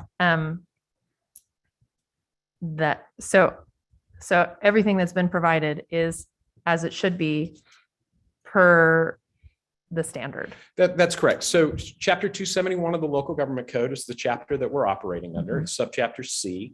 It has a specific statement for what has to be in the notice. And so you go through the notice and these items that we're talking about, and you look through the notice, it checks through each of the items that have to be shown under the statute as presented in this. And I think the real key point is the statute separates out your existing outstanding debt, both the principal amount and the total amount, and then the separate new debt that you would be issuing. And you've got to add those two together ultimately to get the number that the last speaker was asking about. But that information is all in the documents that are ultimately here for you guys to review this evening.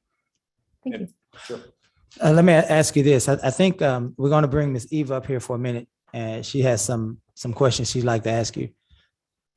Tonight, what we are considering is simply a first step, right? This isn't the final. This would not be the final yay or nay from a council. That's down the line. That is correct. So what you would be authorizing tonight is the publication of a notice of intent to issue. Okay. So we would come back, we would publish two notices in the paper. It would also be published on your website. So whatever you ultimately decided to do, all of that would be published for the public to review before you sold the COs. So we'd have to come back to you with an ordinance authorizing the sale of COs, and it'll be at the date that's published in the notice so that people would come. Yeah, You would I have think the date in the notice is July 11th. Yeah, the date in the notice is July 11th. You would have a public, under your charter, you would also have a public hearing the night that you sell those, and you would have to have a discussion at that public hearing about it for anyone in the public that wanted to be here to discuss it before you ultimately took action to say yes or no on the sale at that point. And so it's actually a pretty lengthy period of time between the first publication and the sale on July 11th. So there would be quite a bit of time that passed beyond that. And again, if you ultimately decided after publishing the notice, passing this and publishing the notice that you did not want to proceed with the sale, you would have the ability to pull that down and tell us to stop and not work on it any longer at that point. You also have the ability to not take any action tonight and come back and look at this at another time if you wanted to. So I mean, you've got a lot of options that are on the table and available to you. Very good. I just wanted to make sure that we understand this whatever happens tonight is not the final of anything. That's correct. Miss Eva, I know you had some questions. Yes, ma'am. Go ahead. Mayor, if I may, as she's walking up. I'm sorry, I forgot. To say No, something. it's Come on, Ms. okay. Eva. No, please, as you're walking forward, if I can, because I'm writing down notes, something very pointed that was mentioned by Mr. Mistich that I want to just clarify that I believe I saw some kind of nodding heads out there was that the public is in favor of us pursuing better streets, better water, and a public safety building. You just want to be more informed and more in tuned in what we're going on with the situation. I just want to make sure that I'm clarifying that. So because we have 50 million available, but as you notice, we're not pushing it to that threshold. So having said that, I just want to make sure that I'm acknowledging that, and for the sake of time of the general public, that the general public that's here tonight feels affirmatively about that. I'm seeing nodding heads. Thank you very much. Miss Lottie. I don't think I've ever spoken publicly this much in my life. You're doing very well, ma'am. Very well. Okay, so I'm going to go off of what you just stated about the 50 million. If we added the 24 million for the water, the 20 million for the streets, and I'm assuming the 18 million for the police department. If we add that together, that would be 62 million, because it was stated that could be split in many different ways, and it would be the choice of whichever way it went on how those monetary amounts would be spent. With that being said, when we do these items, I believe this goes, I'm sorry, I don't know which person this goes to. It depends. They'll jump in. They'll jump in as needed. Okay. So in regards, I'm used to being over 14 motels from beginning at 14 hotels, not 14 million, if I said that, because I think I just said that. 14 hotels from the ground up. I know where overages and sometimes unders come in. How would that affect us in regards to this? And would we be able to use any underages to be able to go to other areas? Or would it be stuck to a specific area? Yes, sir. Yes, sir. And the same basis go for the overages. Would it have to come from somewhere, from one of the other parts of that, if approved? So I'll speak to this from a legal standpoint as opposed to an accounting or finance standpoint. But from a legal standpoint, when you adopt the notice of intent resolution, correct, you have to do the projects that are outlined in your notice of intent resolution. The way that it's structured, you've not assigned a particular amount of dollars to each of the projects, but you've said we are going to do projects within these realms. And as a result, you have to spend money on those realms. If you had some underage in a particular area, you could move that to another area within the notice of intent projects that you've listed. But you are limited, because what you're telling the public is when you do the notice of intent, you are limited to what you've said you were going to do inside the notice of intent. It is a contract with your citizens that you're doing that. So for example, we'll pretend for a moment that you're just doing streets and water and sewer. If you had a $5 million street, say you did $10 million total, and you have 5 million for each of them. We'll just use those as easy marks. And the water project ended up taking 6 million. You could do the 6 million on the water and only 4 million on the streets. And you have some room to operate kind of within that, because you're giving a total number and the categories of projects that you're working within. So you've got a little bit of movement in there, but you have to spend money on all the projects that you're telling the public you're going to spend money on. Unless, if I am incorrect, correct me. Unless we spend too much on the water, too much on the streets, and then there's nothing left for the police department except for $2,000. And that would be in those, if I'm correct, because that would still leave an amount of money to be spent on that police department, even if it's only $2,000. So the way you would undertake these projects so that you've set aside sufficient funds to do the projects that you were taking into account. If you've got to make some changes inside, you can ultimately you can tweak within the purposes that you put out there. But if you're going to undertake a building project, you'd want to issue enough to pay for and undertake that building project. Does that make sense? No, it makes total sense. So the notice of intent, we would need to make sure that it's only for those specific projects. And right now, we have not made a decision on what those projects are going to be. I see everybody shaking their head. Correct. So with that being said, I don't know how we can move forward on this without at least a meeting on just this specific issue between the community and the council to discuss it and make a decision of what those intended items would be. Because otherwise, we could spend the money on the parks. And that's why originally when we brought this forward, we added parks in there so that if there was an overage, we understand the priority of the community is yes, we want nice parks, but we want you to take care of the water first. So is parks on that list then? That's what we have we want to consider that today. If the direction is for us to go that route, for us to include that. But what I'm hearing, and this is what is the exciting part is that folks are ready to come to the table so we can do this and move this forward.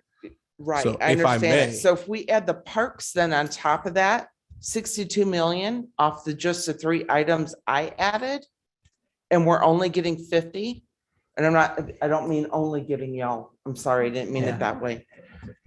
But then we have another notice of intent added to a list of how we can shuffle money between what gets done, what doesn't get done, how much gets done on this, how much gets done on that, overages, shortages. For me, as I'm an Excel guru, so you give me something like that, my brain is going, whoa. And if I may, Ms. Eva, and this is why we wanted to show all the things that need to be addressed. And the truth is 50 is not enough. But we also understand that we're not going to, and Susie's on the call, we're not going to put ourselves in a financial burden for more than we can handle. Right. Because we've heard the public, and we've all had the mindset that we're going to hopefully keep bringing the property the tax rate lower. So we're trying to find the balance of where we want to be, where we need to be, and where we want to afford to be. And that's where we want your input, because if the public says, you know what, you can get 50, but only get 10, then okay. Now, what are we going to do with those 10, and how are we going to prioritize those projects? And in an effort of equity, we want to make sure that we have enough voices come to the table so we can prioritize those projects moving forward. The issue with that, and July 11th is down the time, and I have no problem having workshops or whatever form we choose to have this discussion. To take it, the main purpose we're doing here tonight is educate folks that if we want these rates, we need to decide quickly. If we choose a table and say, we're going to do 10 now, we're going to look at some later, I want us to know with the understanding that the rates are going to change. And if we're willing to do that, I mean, we would have never in our wildest dreams even thought of having the discussion of like these amounts. But these are an ascending rate. Am I correct, gentlemen? Ascending. Every year we pay more. So it is an ascending debt. Interest rate or The payment. the total debt service payment? It is an ascending, not a descending. From what I saw, what you put up there this evening, it was ascending, very similar to what the fire department was. So every year, let's say we pay 250,000 this year, it'll be 350,000 next year. So it goes up. I think he It's wants ascending. to answer you, Ms. Eva. It's actually a descending structure in order to provide you with future capacity should you have. Right, the actual payment amount brings it down, but the payment that we actually pay as a city goes up every year. Do you see what I'm saying? So Based on the growth. based on the growth. This is structured to be flat. These are numerical numbers that decline Okay. instead of that. I wish we could see that screen again, because Right. it actually shows that every year, it's just like the fire department. Every year, the amount that we pay is actually a higher payment, even though it does bring the amount owed lower. Of course it would, right? But that's, in my world, that's considered an ascending payment. So every year, the payment amount goes up, but what is due drops. That's descending. But the payment amount goes up every year. Go ahead. Mr. Ranks, The please. payment is structured to reduce each year. This is the actual payment I'm amount. blind We as- can put it on the screen Can you too. put if it you'd up like. there? Please, So Kyle. it comes up to the high spot here. Okay. And this is So- all your debt. So actually, the first year, it starts off at that. So it ascends for 2 years. And then it ascends here, because that's higher than that, correct? It's It higher would- than the first year. This is your current debt service. Adding this on will Right. increase your Right. payments. It won't But you increase your see, tax. but then it goes up to, Right. is that Four- 5 million? I mean, 4 million, 4.3 is the high mark. And then it goes down. and that's in every- 2 years. Every year after that. So we have to pay 4 million in 2 years as a payment. And then it will go down, but it's still higher than Is it what we pay the descending or first payment. or ascending? So it's going one It- payment, it- then it skyrockets balloons. up, and then it goes Then it starts down, to but fall it's down. still not lower than what the first payment is. Sorry, Gus. I Oh, see no, you're no, like no, going, my, "Oh my, my I, God." no, my. It just, I see you, Wayne. I got you behind. Yes, sir. I see you. so that's my only concern is Yes, we're ma'am. doing the same thing with the fire department. So with the two of them together, with the interest rates, and we can't guarantee the growth Nobody can guarantee growth. We would love to see Lamarck get larger and better. We would. But 3 years from now, how are we going to pay a $4 million payment to one thing? So, okay. And Yeah. that's kind of where I'm at on that, because it doesn't, So for he's gonna- numbers, yeah. girl, it's not making number sense. Yes, ma'am. We get it. He's gonna try to help us a little more. Thank you, Ms. Eva, for bringing that to light. Can you, Ms. Danks, help us understand a little better? So it'd probably be better to go to the table with all the data points. Can we go to the 12 point? Yeah, that one. Can we increase the size, please? I'm just gonna go over here and talk through it. So you'll see your current assessed valuation is here. Can you zoom that in more?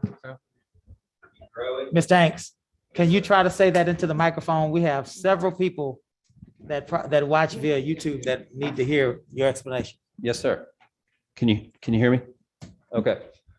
Okay, so the way this works, we've got your current assessed valuation. This is the value of all the property within the city. When it grows by 12.5% this coming year, again, the expectation is 15% or so. And then in the following years, we reduce that to 5. If you recall, I showed you your average over the last 10 years has actually been 10% growth. So we reduce that to a 5% growth over the next four years following, and then it drops to 2.5% from there on. So anytime you exceed these growth factors, it's actually going to have the effect of lowering your tax rate. And I'll show you that here. So we've calculated what happens with the rollback rate. Your M&O rate's going to go down. This is the M&O revenue that will be received. You're maxed out at 3.5% per year on the M&O side. And the reason this is important because it goes in, it's 1/2 of your total tax rate, the tax rate that you pay that you see on your tax bills. If we could move to the right, please. Thank you. Okay, these are your current debt service payments on all the debt obligations that you already have outstanding. So we looked at what if the city were to issue the 12.5 million. So this is a hypothetical structure, but it layers these payments onto your existing debt service. And what would the tax rate, the additional INS or debt service tax rate on that amount be? And you'll see it's 15, 16 cents here on the front end. And you're right to ask about this, ma'am. And then it drops down, and I can show you that here in a moment, why it's structured that way. Okay, another part of the total equation is, are you paying anything from your utility funds towards this? Currently, you are not. That is an option. Your bonds have that option to have some flexibility there. And then you get to your total net debt service amount, the total projected INS rate amount is listed in this column here. If we could slide a little bit more. Now, the third part of your tax calculation has to do with sales tax collections. These help offset some of your property taxes. And so a portion of your sales tax go to reducing that total tax rate. So this past year, there was 1.5 million that reduced your tax rate. You've been growing your tax rate collections at over 5% per year. We show them in this model to grow at 2%. So again, fairly conservative. Together, the M&O rate, the INS rate, the debts, which is the debt service rate, and then the reduction from sales tax total to your total tax rate. This is the voter approval tax rate, the 47.71. When you look at all of these together, they come to next year with the addition of 12.5 million, it would be 46.67 cents. So that's about a penny down. We look to maintain that in the second year, 46.69. And then you see a step down after that, 34 cents, 33 cents, 32 cents. comes down. And so if we could now maybe switch to the graph, I think that would help explain. If we could zoom out. Thank you. Oh, Yep, Yeah. that's one. okay. Thank you, Kyle. So this orange line here represents your total. If you kept that total tax rate at 47.7 cents and you use those growth factors, this is the amount of revenue it would produce. This represents additional capacity if you keep your tax rate the same and you continue to have growth in your community. It grows fast here because it's 12.5% growth. This is that 5% growth area. This represents 2.5%. These first two payments are meant to be right at that tax rate or lower. That's actually a penny less. It's just not showing up because it's so close. We purposely step it down so that the city has room for their wastewater treatment plant, for your roads, for other types of projects to be layered on at another date if you so choose. Very good. Thank Thank you for that explanation. I guess, Mr. Hanks, if you can hang out over there. Mr. Lowry is next, and then, no, I think it was Keisha. Yeah, I put you in for you. I think it was Keisha, Mr. Yarbrough, I'm sorry, thank you, Keisha. Mr. Yarbrough, Keisha, Mr. McDonald, Mr. Hopgood, and Mr. Pulliam. That's a lot of folks. I just Joseph, do me a favor and give your name and your address, sir. mixed up in Cedar Drive. You got to do, Joe, for the record, man, please, please. Please do it. Joseph, Cedar Drive. I just think that, it's almost like we're panic buying really quick because we're on a time crunch. It's not very responsible. But it needs to be set for a vote. This is a lot of money and it needs to go before the taxpayers. I mean, it does. It's something that needs to go before the taxpayers. They need a PD. I mean, Mr. King's been here 12 years, been working under some not of the best conditions down there, but it needs to go before the taxpayers. It's up to the citizens. And that's what needs to happen. I think if it doesn't, it's just going to create more turmoil, petitions, et cetera, et cetera. So I just, if we're losing 60% of our water, maybe our focus needs to be on that first. But panic buying in a short period of time because somebody didn't plan or whatever's going on, that's not the taxpayers' fault, but it just needs to go before a vote. Leave it to the taxpayers. Thank you, sir. That then brings us to Mr. Yarbrough. Welcome, sir. Name and address, please. We got to put it on. Thank you for that. Put it on tape for me, Brian. Thank you. Brian Yarbrough, Avenue A. All right. Shoot, I don't like just talking publicly. That's why It's I okay. usually do it from my chair. It's okay. But, do we really need a $15 million police station? Does the police station actually solve any crime? I believe it's the actual workers that do. Okay. The voting class does not want you to spend more than the whole city budget up for a year to buy a police station. Yeah, shoot, I want a $3 million house, but sometimes we just can't afford it. Sure. At the rate that we're going, I believe it says 2047 or something like that. We'll need by then we'll need a new courthouse and we'll have to get more debt. Yeah. And it's just going to constantly build up. And yeah, we might have growth, but we might not. You see, nobody's buying 45. You see, they put a sign up by the dog track, so that development don't look like it's doing too well either. And it's just, I think we need to worry about lights, infrastructure, and streets, stuff like that, more than we need a big police station. Where do we send most of our inmates? They don't accept you to. They don't accept you to go and just sit it out at their jail. You send most of every single inmate we got to Galveston County Court, Sheriff's Office or whatever. So you're gonna have to pretty much try to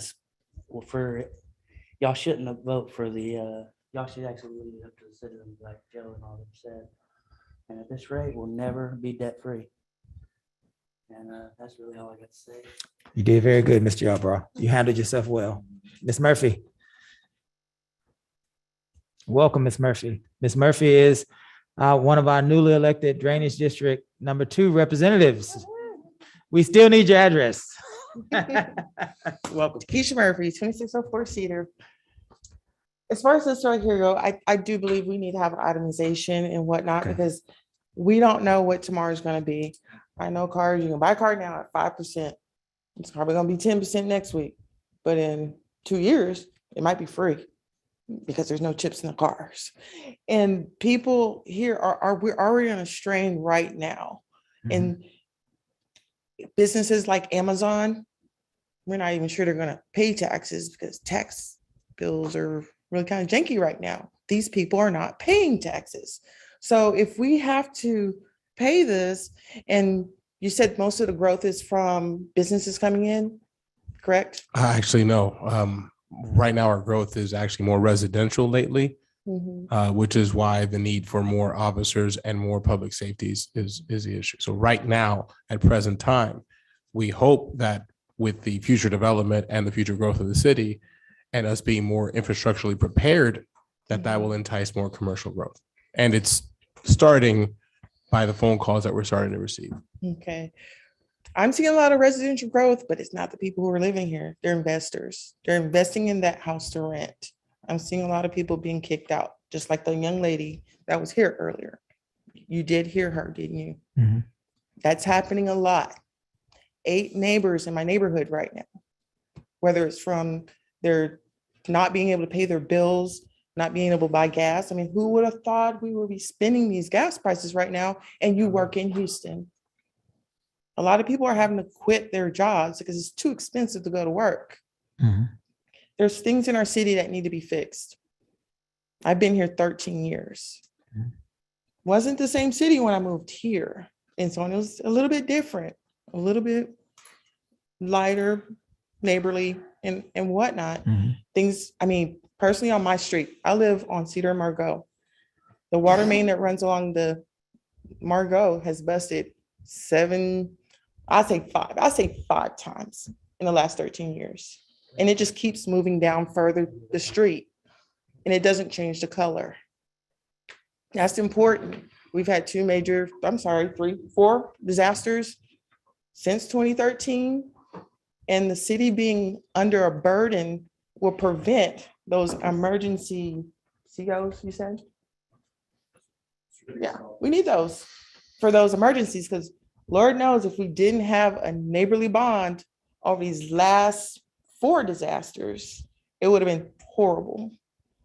Fixing the infrastructure, I think that's a great thing. It's confusing a little bit. I'm not great at these structures, but I would like to see it. I would like to see it in writing and so on. I would feel comfortable, seeing it, so that I saw 40 years on the paper. It was 40 years, wasn't it? There's the options. Did you want to handle that, Mr. Phelps? Because we have different. Sure, the notice of intent specified a maximum of 40 years. So you don't have to go to 40 years, but the notice of intent specifies that as the maximum of the structure. If we so choose. Know where I'll be in 40 years? Right here with me kicking strong. Yeah, we might be in the same plot in the same cemetery, but we are not going to be here. And these are children that are going to be paying these debt if they even can afford to live here anymore. And a lot of these families here are legacy families that are just being plucked off their land. You know what I mean? I'm glad you brought up our youth. Our youth deserves better than this. Yes, they do. This is what is. But I'm drinking that. I'm not a legacy member. And I would love my tax dollars go to fixing those water mains and taking these projects and not being too expedient on it, knowing that they're going to pay for that, but they're not going to be able to live here. That's a problem. That these residents, I'm a resident here, but I'm a new resident here. 13 years, I consider that new. But we're talking about lifetime members here that have paid their taxes already. And it's that right there. That's what they've already paid for.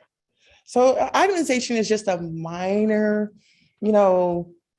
extension to the public to say, hey, look, this is what we're gonna itemize this out. So when it comes down to that cost, they can justify it for their lineage. Not, because I don't know, I go to Buc-ee's a lot. A lot of people are investing here because it's cheap, but they're not releasing their properties where they came from. So the growth that we're talking about may disappear in 5 years because that's what they're doing. They're coming here buying, but they're not selling where they came from. So then poof, they're gone in 5 years. So we're stuck with that bill again. See how the cycle keeps reversing if Amazon doesn't put out, if the new folks that come that aren't vested into the community, like the residents have been here for forever. And so they pick up and leave, and we end up with a whole bunch of empty houses and empty lots. Like in District A, there's a lot of empty lots. There's a lot of people with their stuff on the streets, but the person that owns that house bought it yesterday. And so I firmly believe in building the community. Want it to be a safe community, stabilize the community. Stabilize our community, fix things, get to increase our tax bases. I mean, if our community is a community that we can come to, period, because it's a wonderful place to live, because we have clean water, because it's crazy. Depending on what side of the city you live on and what color your water is.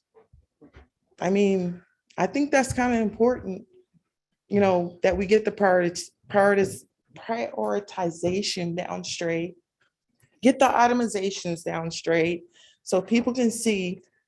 You might even get an abundance of support for it. They just need to see it, because I've been here 13 years and I haven't seen it. Absolutely. And promises don't work, because we don't have 3 schools in our city anymore. But that was the promise on the bond I voted for. We have 2. And the other one's sitting in Texas City, but we bought that school a long time ago. And so I just feel like our investments that we've already put in need to come to fruition. There are grants, yes, coming and whatnot. And even with the talent in the city council, maybe they can pull some of those grants from the county, state, and federal. I mean, Pete Buttigieg just said he was about to throw a whole bag of money out the window. Why can't we grab some of those dollars right here in Lamarque, utilize our skills in that way before we get into the struggling situations that we're going to? We have baby food shortages, high gas prices, people being kicked out now. And when you say you're gonna, we gotta build this, they're looking at their pockets and saying, wait a minute, where's this money gonna come from? And will I be here to enjoy that? I think that's really one of the top things that are on people's minds, is that you're gonna pay for this, but you won't be able to enjoy it. Everybody wants a beautiful park, but if you're not here to enjoy it, you feel cheated because you don't get a refund. You just don't.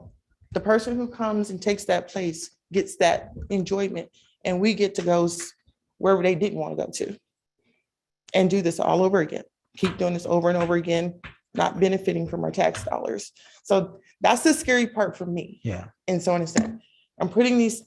I am in complete agreement in putting forth that. But I want to see the benefit of those tax dollars also without bankrupting our young people, period. Thank you, Ms. Murphy. Thank you. Yes, ma'am. Mr. McDonald, and then Mr. Hopgood, and then Mr. Pulliam. Somewhere in there, if we run closer to the 35-minute, I want to give Councilwoman McAuliffe a chance to share, because she's going to be leaving us here in a few minutes. Mr. Justin McDonald. McDonald, 3 Pine Circle. I don't think I'm going to say a whole lot much that these guys have not already said, but I think it's worth reiterating. And I'm going to put it in my terms. If you can't write a scope letter, you can't issue an RFQ. If you can't issue an RFQ, you can't develop a budget because you don't know what it's going to cost. So itemize everything out, put it out there, prioritize, then we know what our budget needs to be. And instead of borrowing 50 million and in 5 years, we've grown our capacity to borrow more. Well, why don't we leave the tax rate at 35 cents for the next 10 years and build a coffer? This is smart programming. This is how you build projects. This is how you build the city. So let's do it like we would build any other project, school, hospital, daycare. Let's look at our priorities. Let's put them on paper. Let's find out what they're going to cost, because they're not going to cost tomorrow what they cost today. Price is going to go down, right? We're at an all-time high last 18 months. So there's no reason to go start contracting anything right now. We've got time to get these projects under control and figure out what it is and where we need to put that money. Very good. That's all I got to say. And I think that's a reasonable way to build the city. Yeah, you said it well, Mr. McDonald. Thank you for that. Mr. Hopgood, welcome, sir. As always, I think this is your first time tonight, so address, please, sir. Wayne Hopgood, 406 Hagen Street, Marque, Texas. First of all, I just want to say, we do need more services for our community. We do need a lot of infrastructure issues that we do have. I'm looking at this and I'm looking at the dollar amount. I'm looking at how it's listed out. Now, say the first 2 years, 12.5% of growth. So you calculate the growth every year, and after the first 2 years, then you're going down to 5% growth, and then the 2% growth after those 4 years. Now, your growth from the first, for instance, say we start with 100 people, and a year from now, we expect to have 113 people. So then the next year, we're going to want 12.5% growth from the 113 people. And so it's just like, as the people expand, then the more people you're going to need to come in order to keep that same tax base. In order to keep that pace, you're going to have the percentage of growth from the total growth from that year before, correct? So am I right or wrong? To maintain that same growth rate. Yeah. Right, from the total amount from the prior year. So if the prior year you had 12.5%, now you start with 100 people, you have 13 people now, now you want to have 12.5% of the 113 people. If I may, I think you were talking about the valuation growth, not population growth. Is that correct? That's accurate. I'm talking about the valuation. And also point out that we did decline that. We only put 12.5% because it's those projections have come in from the assessor's office. That's going to be approximately 15%. So Now I've heard the upside of being able to accomplish these things. But what's the downside if you don't? I haven't heard about what happens if you're not able to reach these goals. What impact does it have on the city, and how will it affect the community? That's my question. Yeah, that's a good question. You got, can you address it? Because I want Casey to jump in. Can you address it and answer that in 30 seconds or less? Do you want Casey to go? Oh, you want Casey to go first, and then you want to? First, and I don't think it's fair to ask Brad to tell everyone how it will adversely affect our city. I think Go ahead, that's Casey. maybe not the right person to direct that question to. I just want to say, because I do need to leave, and I apologize that I have to leave. I know that we're all, settled into our long hour meetings and getting all our feelings, and everyone being heard. I wouldn't leave except I have to go for childcare reasons. But I would be remiss if I just didn't say that. Number one, I think everyone who has spoken here tonight, demanding that you want more detail, that you want, what I keep hearing is itemization, lists, numbers, seeing things.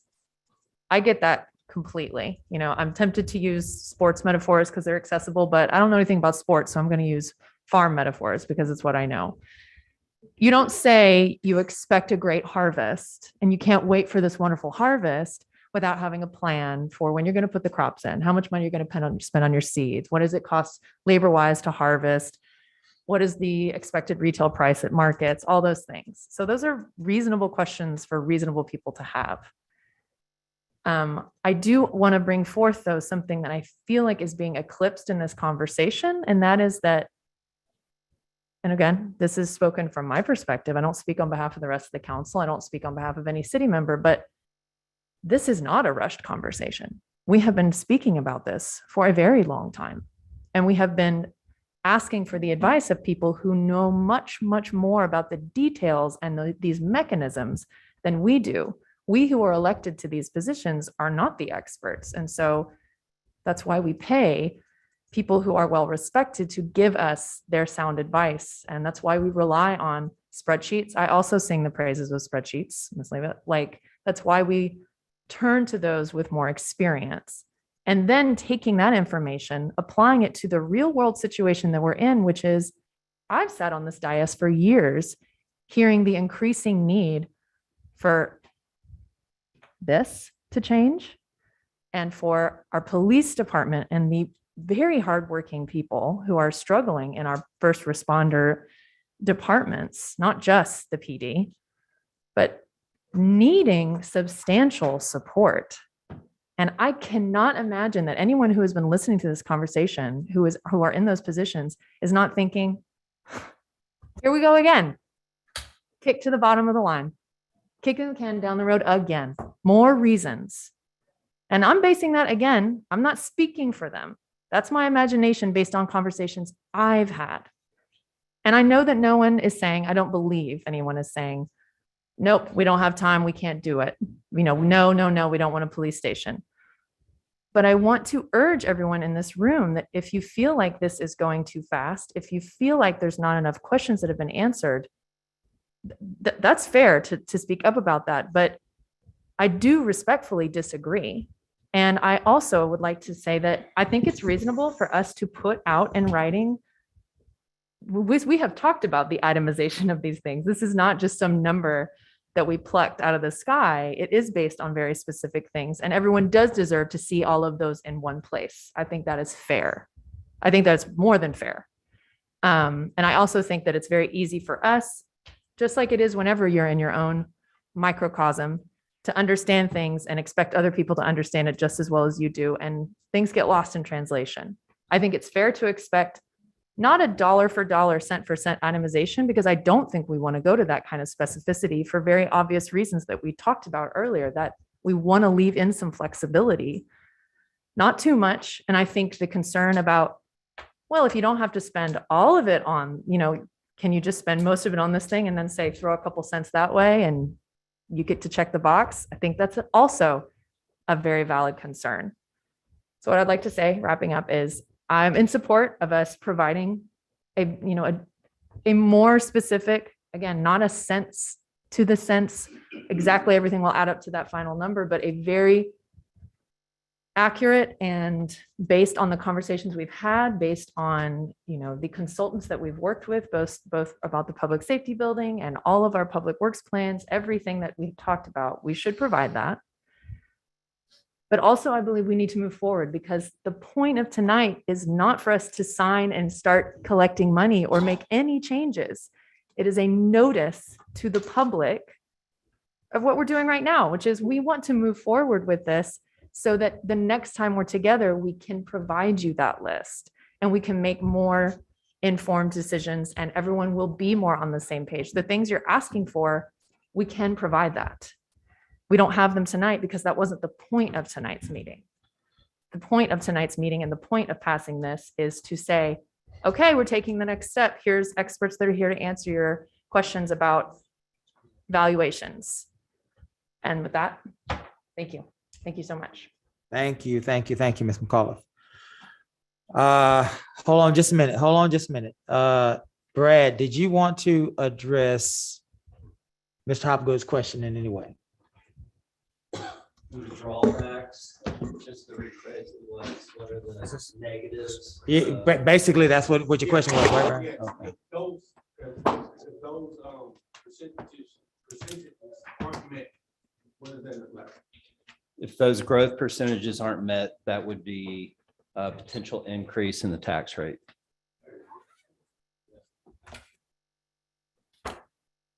Did you get it? Did you get your question answered, Wayne? Yes, sir. Okay. Thank you, Brad. I think we're at Mr. Pulliam now. Okay. I did see Robert again, and I thought I saw, okay, Mr. Pulliam, you may come. And we're gonna have to start kind of bringing this horse into a barn. So when we come to our second round, we're gonna probably put you on a minute so that we can kind of get through and let council start having some discussion before it gets too late in the evening. Mr. Pulliam. Justin Pulliam, 8919 Japonica, Rosenberg, and thank you, Mayor Bell, for having me up here. I have some very basic questions. I just want to understand what's going on. So I was reading the agenda and it looks like there was an option A, B, and C. What does that mean? Well, basically, the option A, B, and C was for the consideration of the public so that they can give us feedback so that we can have, there is a top tier idea concept, there's a middle tier concept, and then there is a lower tier concept, just to give the community some flexibility to understand ways that we can approach these things. And so that's basically what it was about, to give them more than just one thing, to look at and to consider. Okay, so at the end of this discussion, y'all could decide to move forward with any of those tiers or none of those tiers, correct? Yes, sir. Okay, and right now I believe I'm speaking in what's called this is a public hearing? Public discussion, yes. Public discussion of this matter. And even if y'all voted yes for one of those tiers tonight, the city could not go out tomorrow and issue this debt service, correct? No, sir. This is just a step in a long discussion. And it seems to me like now is actually the pertinent time and the appropriate time for residents and other citizens who do have questions about how the numbers add up. And I think this is one of the most detailed discussions I've ever seen in a public meeting like this. And I thank you and all of the consultants here tonight. This seems like a very pertinent venue to show up to and discuss if you think you should spend more money on streets or the police department or not have a police department. It was interesting. One resident came up and said, well, we should just put it to a vote. But outside, we were discussing, him and I, about how the police department is old and whether it's adequate enough. But there was no discussion up here tonight. So I would encourage everyone who has questions or wants their input heard. I think that in the public hearing process, like tonight's the night, y'all aren't making a final decision, is my understanding. Right. Is that there's numerous others, in fact, another public hearing, I think, in July, and that's even if it was gone in the schedule, correct? There's even more time for residents to be heard, correct? Correct. And so now is like a great time if you have ideas for the package to be put together and to be heard. And I think y'all are answering questions better than any place I've been to a lot of city councils all over the state, getting up there with the numbers, answering very specific questions, answering my questions. I appreciate it. And I don't know what people would have to complain about in regards to accountability and transparency. Thank you, Mayor. Thank you, Mr. Pulliam. I saw Robert's hand. Robert, come on back. And then I saw Keisha. Robert, we're gonna try to keep everybody at a minute so we can bring it home. Excuse me. Thank you, sir. Point of clarification, the debt that was in there, the 28 million was existing, so we'd be adding to that. Yes. Okay, so the payoff would be somewhere around 54 million with 8.5 million additional, correct? No, the payoff is 41 million on the existing. On the existing, and you add the other, And that you would, add whatever it would level- bring it up to about 54 million. if I'm Depending on correct. which category y'all ended up going. If you go to the 8.5 million, the 8.5 million being listed, that's what most people are going to see. Yeah. But if you're going to do something different, because 8.5 million, if it's going to be for a police station, it's not going to get you there unless you've got other monies that haven't been disclosed. Mhm. But, here again, I think for accountability, the breakdown of everything needs to be seen first before you ever even go to a resolution to push this thing forward. It shouldn't be done like this, and it should, I believe, it should go before the voter. And then you put that resolution out that you're gonna do it, one way or another. Thank you. Yeah, you're fine, Robert. Thank you. Ms. Keisha, we're gonna try to keep it at 1 minute so we can get to the council in. Thank you. As I said, the numbers would be very important. I've watched this whole meeting, and yet each one of these representatives provided presentations and they referred to their paperwork or to a screen. That wasn't in the agenda, but the paperwork for those three options was there with no explanation. They have the actual data. This is their thing. They do this. And so on providing those numbers to the community it shouldn't be a problem. It shouldn't. And so in that way, people get to see it. These gentlemen can make appropriate decisions to help y'all make sure our city doesn't crash and burn and we get our services. It's not we don't want it. is that we don't want our city to burn either. We want to be able to enjoy those services that we're going to pay for. Yeah. And so that's why I'm asking everyone to wait and put it out there. I mean, what's a month? You know, there's a city council meeting in a month. I mean, that can be just put out on those little things, right? Okay.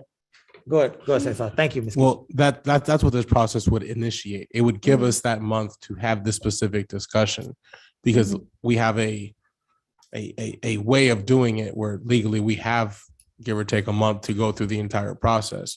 So we can get the process initiated then, and actually in 2 months on June 11th, give or take, minus a few days, or excuse me, July 11th is when we would move the process forward. The basis of today and these presentations we've had last week and this week is to get the ball rolling so that we can get that input. I do think that's great. And that's what, but the part that's causing people apprehension is that you're going to make a decision for July 11th final decision, when really the clarity of why you're making the decision isn't clear. And so that needs to be clear first.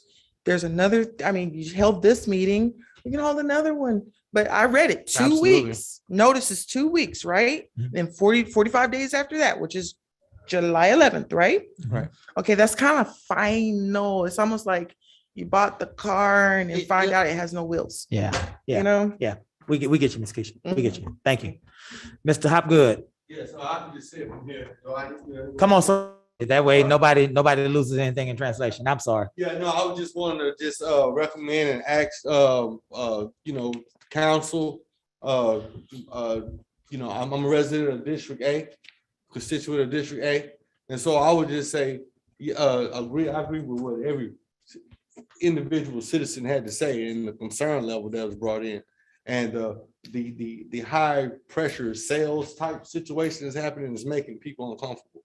And that being said, let the people make a decision on the money that they're going to spend. I know that council represents the individuals or represents the districts, but allow the individuals of the city to make a decision, even on which resolution that they would want to choose, if it came to that. Let us go to the polls and do a vote, and let the citizens, we the people, take care of our community. Thank you. Thank you, Wayne. Okay. We are getting ready now to hear from our council. Let me say this to us before we hear from our council. This is important. We had an election. The election is over, and look at what we've done. This is democracy. We've come in, we've had discussions, we've heard you. Everybody spoke. We all had a chance to hear each other. We had a chance to answer each other's questions, and now we are better for it. And so as we move forward in these discussions, democracy works. This is the model: to come in, to talk, to explain to one another our issues, to get feedback, and to decide together. If we do this on every issue, and we do this at every meeting, then we'll start to feel better about what's happening in our community. But like Ms. Eva said, it's a good faith. We got to do it every meeting, and we got to trust each other every meeting. And that's what will help us to move forward. So thank you for your feedback. That's a lot to think about. And certainly council's getting ready to have a discussion about it now. But let's test and see tonight if your voice being peacefully shared in this public setting, let's see if it will have a benefit on this council. So I'll open this up to this council. Before we even look at a resolution, I will open this up to our council for discussion and first thoughts. Who would like to go first? Well, second. Casey gave us her thoughts. Who'd like to go next? Ms. Carlson, I see you leaning forward. My thought on this is, I understand what this is. It's the initial step. However, I want the citizens to know what we're going to spend that money on. So I would like to give that information to them before we move forward, before we take that first step. So they can feel better. We can feel better Just because we are, like was said, we're the elected officials. So if our citizens are happy, our constituents are happy, we're doing their work. So that's my initial thought. Let's put it on hold. Let's get the information out and then move on. And if we're paying a higher tax rate, interest rate, then so be it. Yeah. So that's my feelings and my thoughts. Very good. Mayor Pro Tem, would you like to go before Ms. Yancey, or who's going next? It's up to Kim. Yes, hello, everyone. This is a teachable moment. Let me say this. Cities use CO bonds a lot to get things done, to get infrastructure done, performed.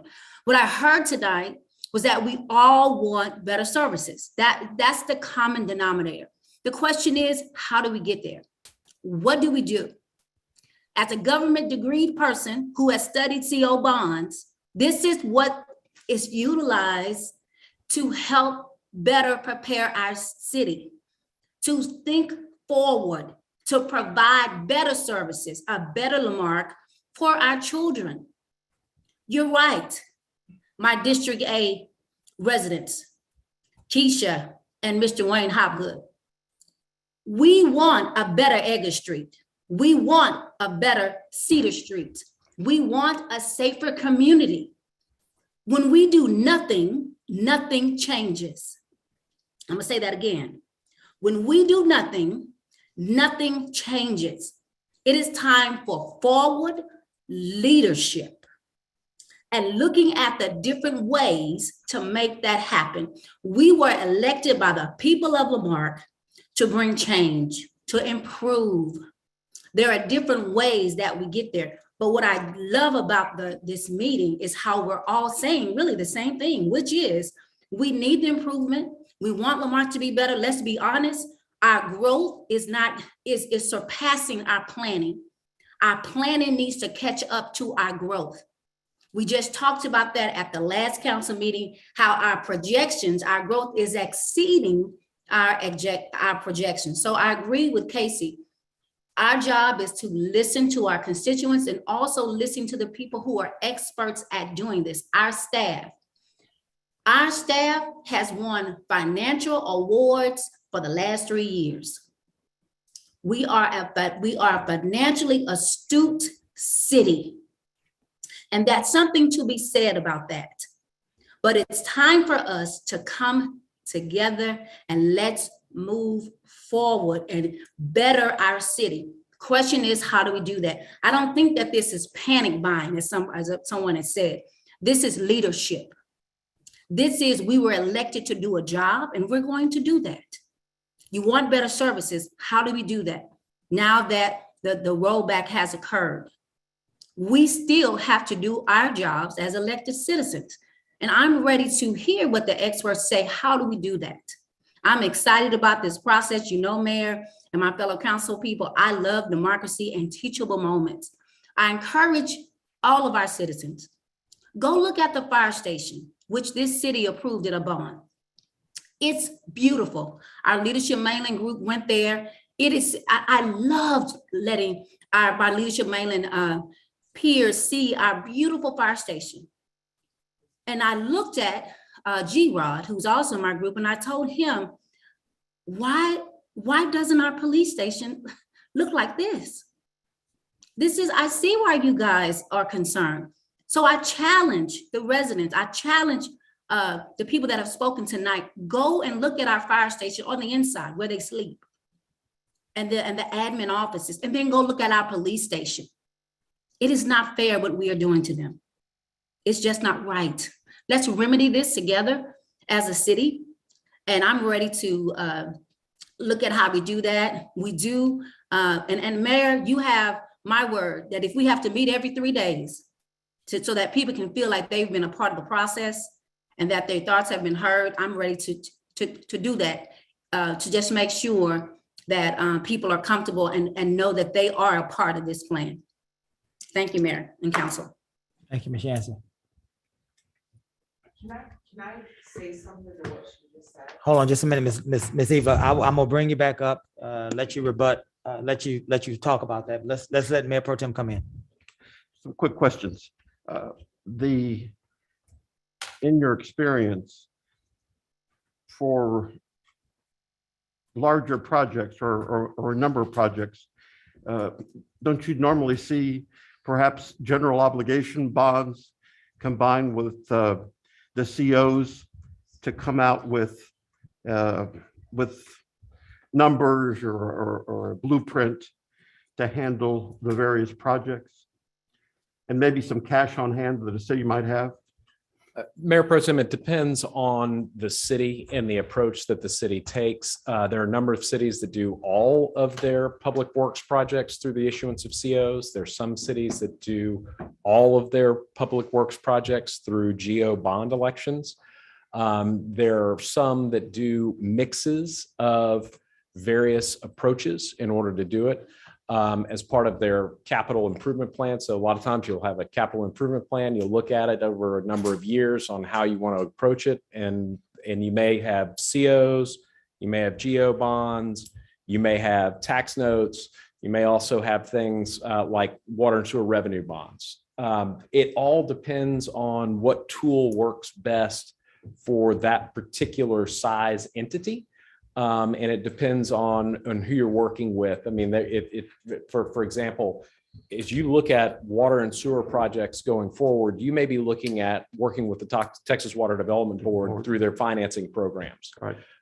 In those cases, you'll almost exclusively use COs for those programs. That's the way that the Water Development Board thinks is the most efficient path for those projects. So that's something you'll see there. So again, it depends on the circumstances of that a particular city is in, and all the tools are available, and there are pros and cons to each of the tools that are available to a city.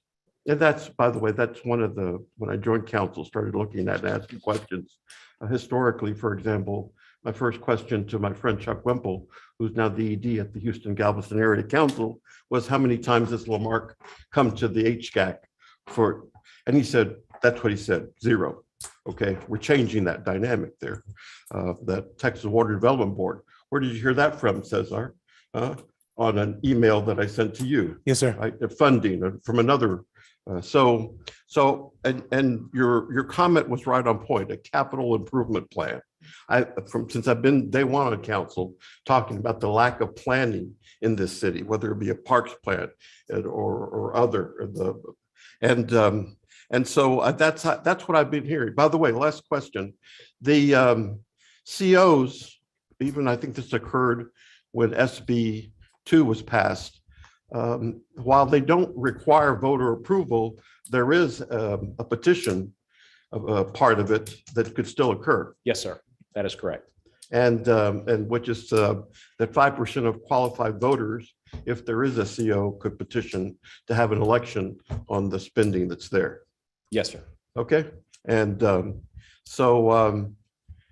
the other item that I was interested in was what comment that Keith said before we left at our last meeting was please communicate with your council members on your thoughts and your ideas. And I've been getting my share of those calls, Keith. And I don't profess to have this great crystal ball in front of me or anything else like that. So I'll defer to the feedback that I've gotten, and I'm not in a rush with regard to these particular rates, and I share Michael's perspective that we need a little bit more work to do. We have a roadmap.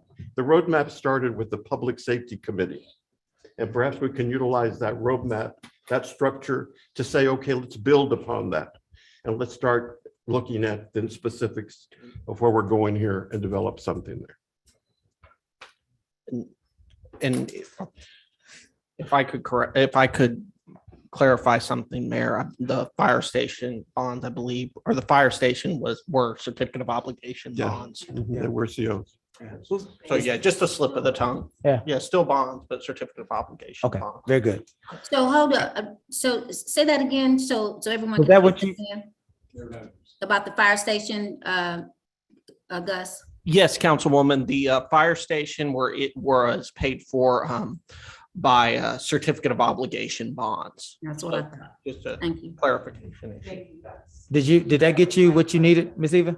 That was my question. Okay, very And good. those, She said I knew it was wrong. and those certificate of obligation bonds were approved unanimously by the council. By council, yeah.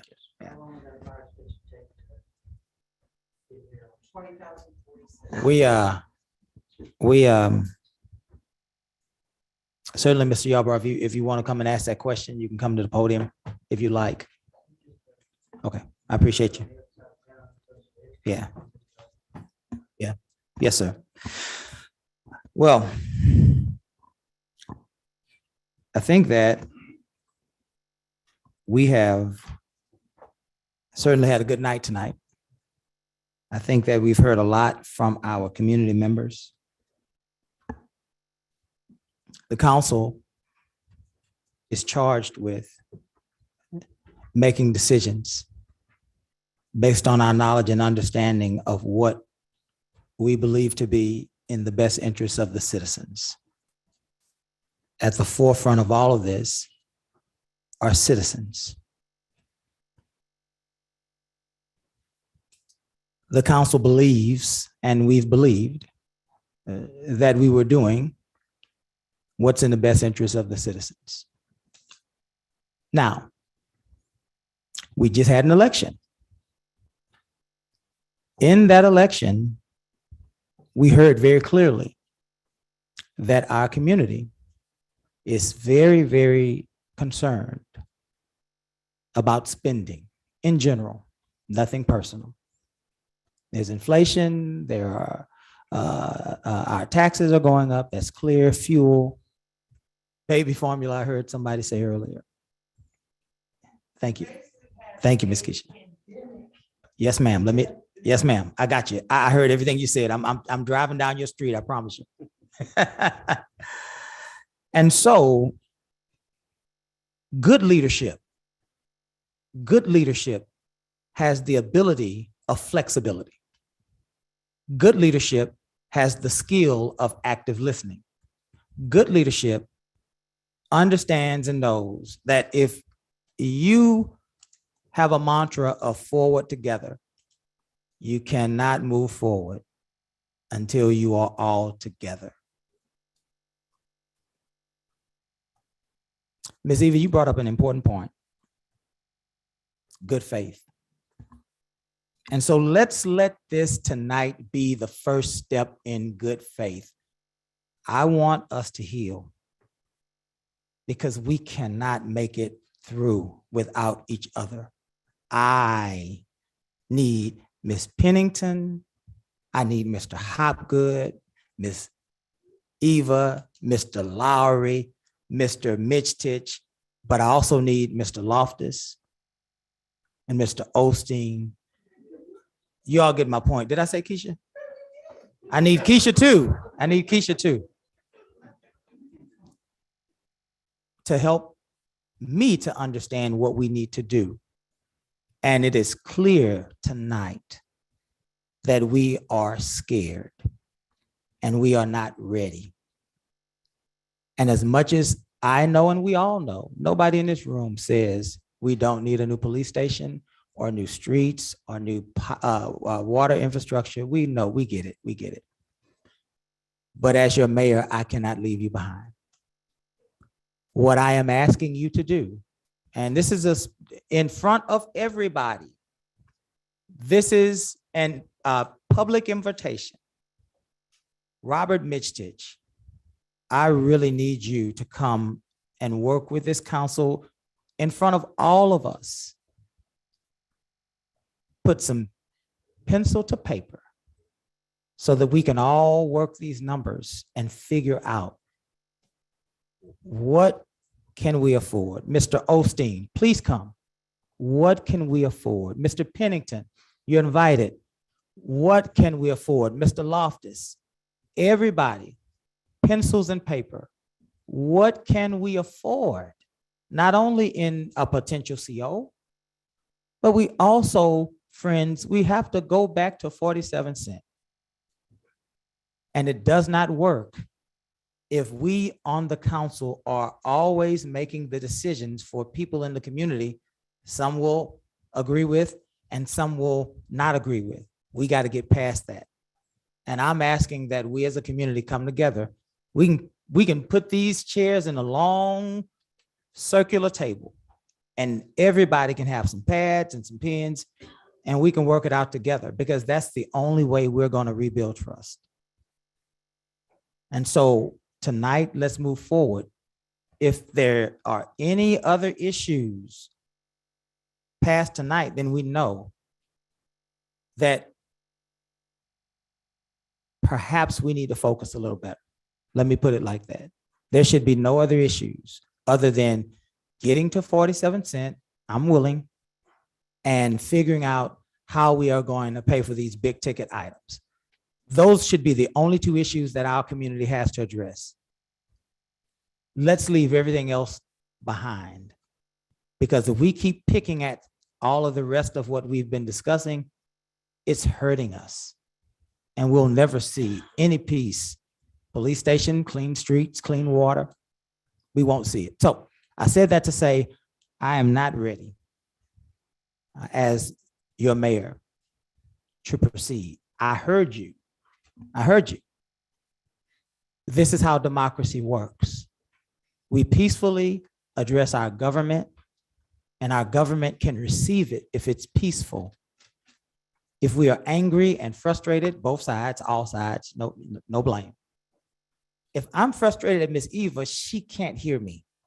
And if Wayne is yelling at me, I can't hear him. So let's all put all of that aside and let's keep, like we did tonight, Robert, yes? Let's keep talking and we can figure it out one way or the other. I'm not ready. That's my vote. I'm not ready. So, but we do have to vote. We have to physically vote. So let's move this bus down the street. Item 7.1. There's a resolution number letter R-2022-0027, authorizing publication of notice of intent to issue certificates of obligation, approving the preparation of a preliminary official statement, and approving other matters incidental thereto. I will entertain a motion. I'd like to make a motion that we table this till next month's meeting. That way we can get the information out. Very good. Point of clarification. If we table this, what happens?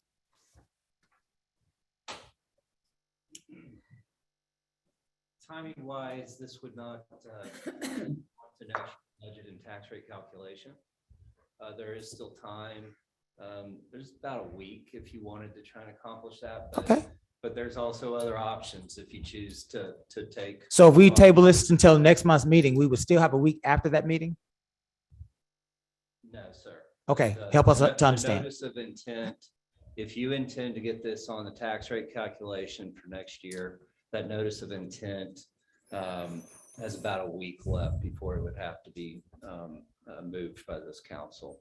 After that's passed, there's a 46-day petition period and review by your public before you can go and lock in pricing on a certificate of obligation. Very good. We are not going to move forward without our citizens being comfortable, but we do have a week. And so Cesar, you have a week. There are folks that are in the audience that perhaps can meet with you. We can understand things better, and then we can, perhaps Ms. Eva, we can disperse this new information out. We got a week to decide, whether or not we want to proceed. If we don't proceed this year, it's okay, right? It'll be okay. It'll be okay. That means that we'll have to, try to project some things out for next year. It will be okay. Marque will be okay. There's a table. My motion is the table. Is there, I had to say that before this second, because when the second comes, we're done. Is there a second? Is there a second for a table? Yeah, I'll second for a table. There's been a motion and a second for a table. There's no discussion on a table. All in favor of excuse me, Mayor. Let the record reflect that the citizens of District A, we are concerned about the quality of our district.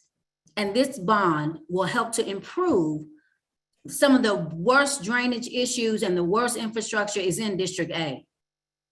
And I'm going to abstain from this vote because this is something that I want, my residents have spoken to me also. And we are ready to proceed and we are ready to see change and to improve our streets and drainage. So I'm abstaining, tabling it. This is understand. ludicrous. I We understand. have Yes, got ma'am. to go forward. I understand. Yes, We ma'am. have got to go forward. We have got to improve our city. Yes, That's yes, why ma'am. we were elected. Yes, ma'am. Yes, ma'am. I understand. I understand, Ms. Yancey. I will call for the vote. All those in favor of the table say aye. Aye. Any opposed? Ms. Yancey abstains. Item 7-2. Resolution number letter R-2022-0028, declaring the results of the special election held for and by Galveston County Elections Division on May 7th, 2022, the canvass of the votes pursuant to the Texas Election Code. I guess, is that you, Gus, or Kiara, or? It can be either one of us, Mayor. Shoot for the moon. Since Kiara doesn't have a mic, I'll start. This is the resolution record canvassing the vote and acknowledging the results of it. And in accordance with Texas law, the tax rate is reduced to 0.477076 per each $100 of valuation. And that is the voter approval rate that was put out by the Galveston County Tax Assessor Collector's Office. And you can see the official vote totals are included in the resolution. Very, very good. I'll entertain a motion. So moved. Is there a second? Second. Is there any discussion as it relates to canvassing the election results of May 7th, 2022? Again, we are moving to 47 cents. We still now have to do the work of what that looks like. And certainly you can't go from 55 to 47 without cuts. There's $1 million worth of cuts that have to be made. And so again, we invite those, as I said before, those voices that were heard the loudest. Mr. Mishich, I need you in front of this debate, this discussion. Mr. Osteen, let's put some paper and pens together so that the entire community can see how we get to 47. So that the next time we do a budget, there won't be any ambiguity, any uncertainty. We will all know that we either A, have just enough, B, more than enough, or C, we don't have enough. So that when we do the budget workshops for next year, they're coming in July, there is no dispute on what our tax rate should be because we've done the work, we've done the homework, and we know exactly what we have in our coffers. Any other discussion? Hearing none, we'll call for the vote. All those in favor? Aye. Any opposed? Item 8, new business. 8.1, redistricting, discussion relating to using results of the 2020 census to assist with redistricting and proposing new council maps. Is there a representative to speak to us tonight about redistricting, or what do you have in store, Mr. Garcia? Bob Heath is on the line. Hey, Bob Heath. How do you do? Take it away. What we have scheduled tonight is drawing session, and Cameron Arsenault in my office, who's GIS person, is with us, and his screen should be shared, so you ought to be able to see that. Right now, the districts, and we have previously given you the initial assessment that shows the various numbers, but basically we have to get the districts within a total deviation of 10%.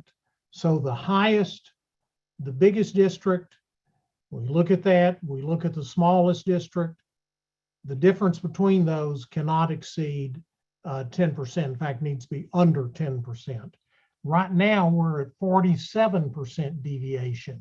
So we've got to make some changes and get it to one person, one vote. And specifically what we've got to do, District B is the largest district it has about 1,200 people above the ideal. The smallest is District D. It's about 1,000 below. District C is about 500 below. District 1 is about 270 over. We could live with that if we bring everything else closer together. So what we have up, and I think right now that is your existing districts. And what we can do is go through and you can tell us what you would like to see to get District B shrunk in size, District D increased, District C increased. And we have, and this is just in our office, done sort of a least change plan to say, well, here's a way you can do it and get within those parameters, just as a way of showing one way that it could be done. And nobody suggests that that's how it ought to be, what the final version would be, but it would show a way that would bring things within the required deviation without a whole lot of disruption, sort of moving the least number of people around. If you'd like, we can put that up and show, and you can take that and start moving around, say, I don't like the way this line is, let's move it. And when we do, you will see down at the bottom of the screen exactly what impact that has on the population, how many people it affects, what the racial and ethnic distribution is. So would you like to see that plan, or do you want to start with this one and start moving things around? What's your preference? Whatever way you feel like you can share this with us where we can understand it the best. Sure. Cameron, why don't you pull up the plan that you drew that gets us to within the 10% deviation. Okay. And as I say, you may not agree, you may look at that and say, those people up in Austin didn't know what they were doing, which may well be correct. But this street ought to be the dividing line. We can do that. We can show exactly how many people are affected by that. And so the red lines here show the existing district boundaries. And then the colored areas show the new ones. And you can see here that on this plan, 4 sort of wraps around and it comes farther towards the center, just as the cursor is showing there, picking up population from District B. And similarly, District C, that triangle, it picks up some from District B. And we have left one unchanged. One can lose about 270 people. We could move those around, but this brought us within that 10% deviation, specifically to 9.5% deviation. So this is a way to get imbalance. It's not necessarily the only way. And if you want to say, well, if we move one of these lines somewhere else, just tell us which ones you want to do and we'll do it here on the screen. Does anybody want, Joe or Kim or Michael, do y'all want any of those lines moved? I'm good as is. I'm still trying to understand it a little bit, I guess, because I'm on Zoom. Yeah. Let's see it. Can you see it on YouTube, Kim? No, I can see it. I'm just looking at it. So Yeah. if I understand it right, you've taken basically, from District B, you've taken you're just following the straight line Lake Road. Is that correct? Up to Cedar? Hold on. I'm looking at it from this Bayou. Yeah, it takes away some part of Bayou. It's a little weird. On District A, there's no change. So, because maybe that area was never mine. Pardon? No, I'm looking at it and I'm saying maybe it was never mine. That little box off of Bayou Road, right there across the street from City Hall. That little area, it looks like that D right there, that's what I was looking at. That's D. Yeah. Oh, no, that's not D, that's numbers, three. not letters, so. Yeah, that's 3. That's Michael's, okay. B is 4. B is 2. That's right. 1 is A, B is 2, C is 3. Right, I'm sorry, D, I'm sorry. Yeah, D is 4. Okay. Bob. Yes, sir. The trouble that I'm having, and perhaps maybe some folks in the audience, C and D are awfully similar in color. And then there are a bunch of different red lines in it, and it's extremely confusing here. Can you put a different color maybe for D that we can understand a little better? Cameron, is that possible? I believe so, yes. Maybe like a yellow or something that we can still see the streets? So Bob, you were saying that District A has not changed. That's correct. Okay.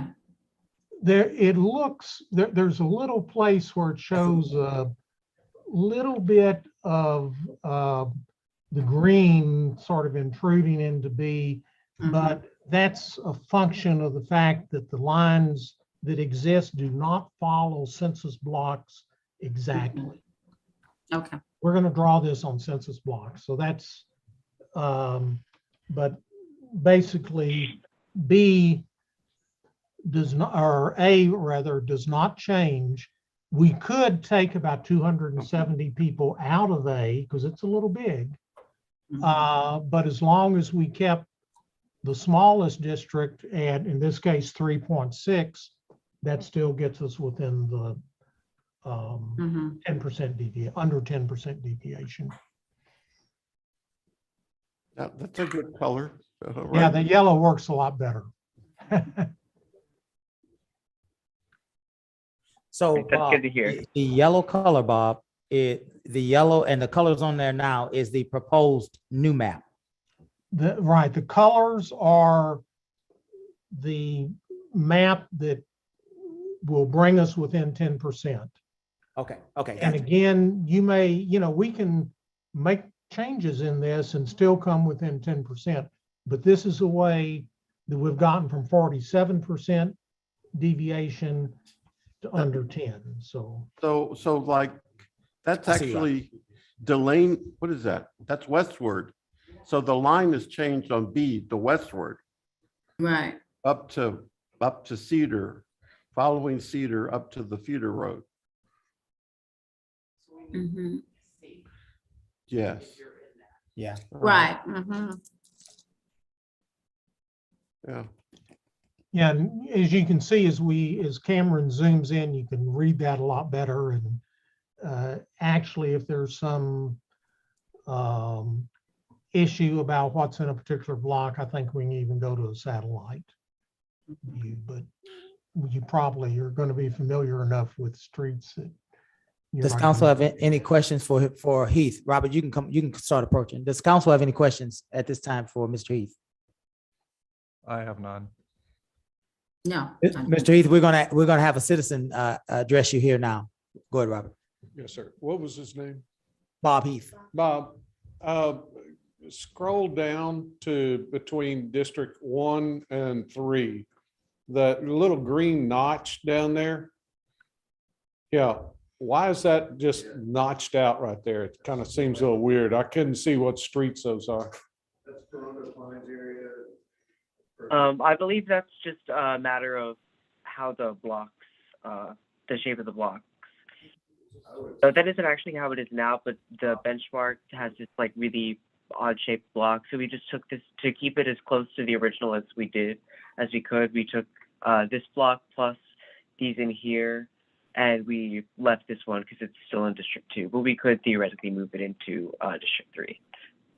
Right, sometimes the census blocks, which generally are going to follow city blocks, but sometimes city blocks aren't square, and that yellow or gold color is all one block. So we got to move it all in or all out.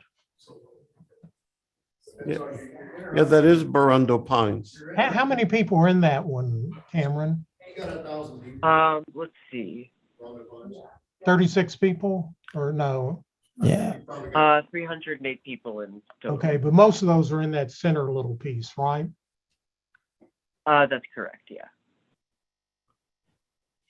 We could also move this whole area into 2.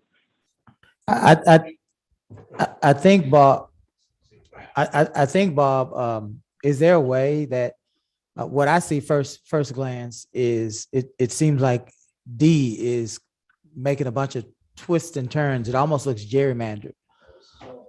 The D, is that what you're saying? D, yeah, D. If you go back up to D, B.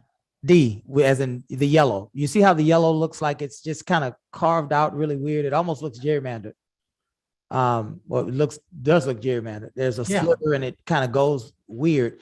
I guess what I'm asking is, or what I'm suggesting is, when you have districts, they, we try to make sure that they all have the same interests. So, for example, Michael Carlson's district, District C, is a district that pretty much is filled with coastal. You have Omega Bay, you have Highland Bayou, you have the Highland Bayou Trail throughout that. Those are coastal areas that probably have the same interests. And then you have District D, which is the eastern part of our city, which is older, closer to our chemical refineries. They have all the same vested interests, just like District B, which is the west side, our newer development, they all have the same vested interests. So I guess my question, and I'm not really pushing this hard, but my question is, would there have been a way for us to try to keep the natural, minded, same issue type of resident together so that they can be represented in a more impactful way? Because what I see is a few twists and turns that seems like we ought to be able to resolve. Yeah. First, the reason that the yellow district is shaped like that as it goes off to the left and sort of wiggles around is that it's got to pick up, let's see, that's D, it's got to pick up about 1,000 people. And preferably it gets them from District B, because District B has 1,200 too many people. So we can find those somewhere else, maybe out of District C. But if we do that, then so if you do find some place, some more to put into District C. So for example, and I'm just speaking to you.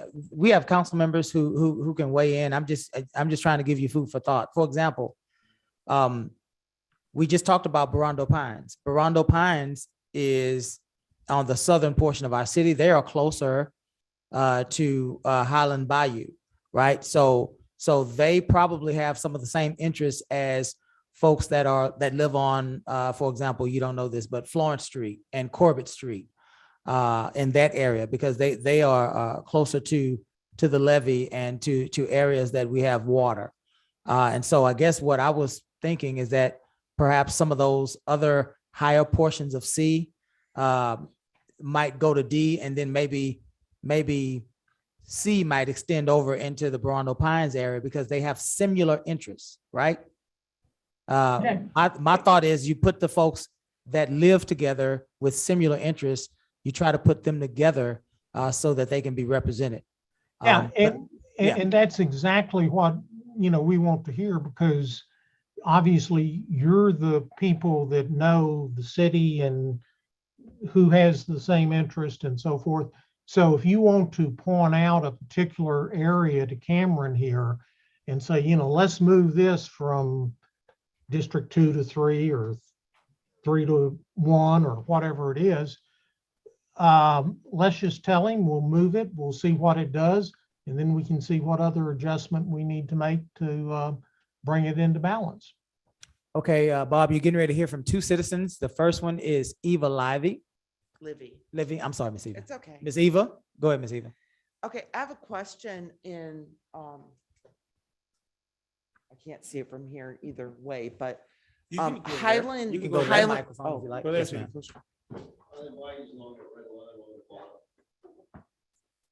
You've taken a subdivision of the Highlands and divided it into 2 different districts. Right.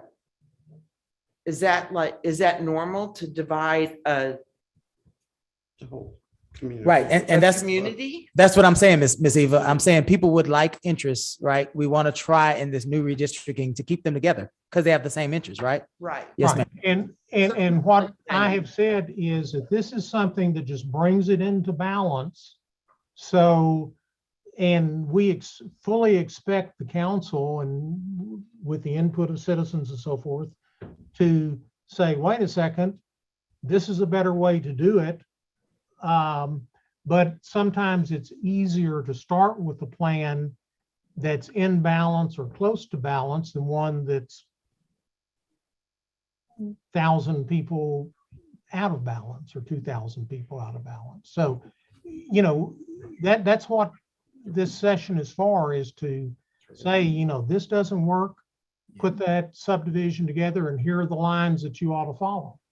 So. Yes, sir. Bob, you're getting ready to hear from another citizen, Miss Keisha Murphy. Okay, this area right here is not high density. Say It's not high density. He's grabbing, you're grabbing 1,000 people, right? Well, we have to move about 1,000 people into D, about 1,200 people out of B. Okay, if you go down Bayou and you catch Oleander, Scott, all of this is high density residency here. From, because you're picking up Laurel, you're picking up Oleander, you're picking up both of those, oh, I hate to say that. But you know, high density areas is where you have a large population, especially on Scott, Ross, some on Howell, especially right here in this Howell area right here. This is low density. There's no multifamily in there. That's all single homes right there, all of them. I did the census there, I know. Yeah. I did the census. Yeah. And this right here will be, I mean, literally this separates our neighbors again. Because these are my neighbors. I live across the street from that. Yeah, yeah. So, yeah, kind of like push this back this way across, maybe pick up Oleander, and it kind of keeps it consistent with like interest. Right. And in Brendel Pines, I wouldn't do that either because those, I mean, keep the neighbors together. Yeah. But you know, most of these people are sharing the same things. Like you're taking out maybe 2 parks here. Right. Yeah, let me just say that as you, I suspect, are pointing to the map, that I don't see that, I can't see it on my screen. More importantly, Cameron can't. But if somebody can describe it to him, you know, we can get those particular blocks, see how many people are in them, see what happens if we move. Yeah, the way it's drawn now, going down to westward to Bayou is single family, all that single family. But if you go Bayou back towards down to Oleander, go back up Howell, maybe over to Scott, that's high density. You have multifamily, you know, environments there. That you can easily pick up those 1,000 people without changing the neighborhood too much, because there's a lot of open land there also, but you have high density living. I mean, a lot of people live in like little small apartments and whatnot. They're Sure. littered all through there. Yeah. Well, the 1,000 we need to pick up are currently in District B. And we need to move those to C and more of them to D. So, you know, if somebody, and maybe it's. We have, Bob, we're gonna hear from our city manager. I think we're all kind of here in this audience. I think the council and the community are all kind of saying the same thing. Keep folks that have the same interest together. But we're gonna definitely let you hear from our city manager next.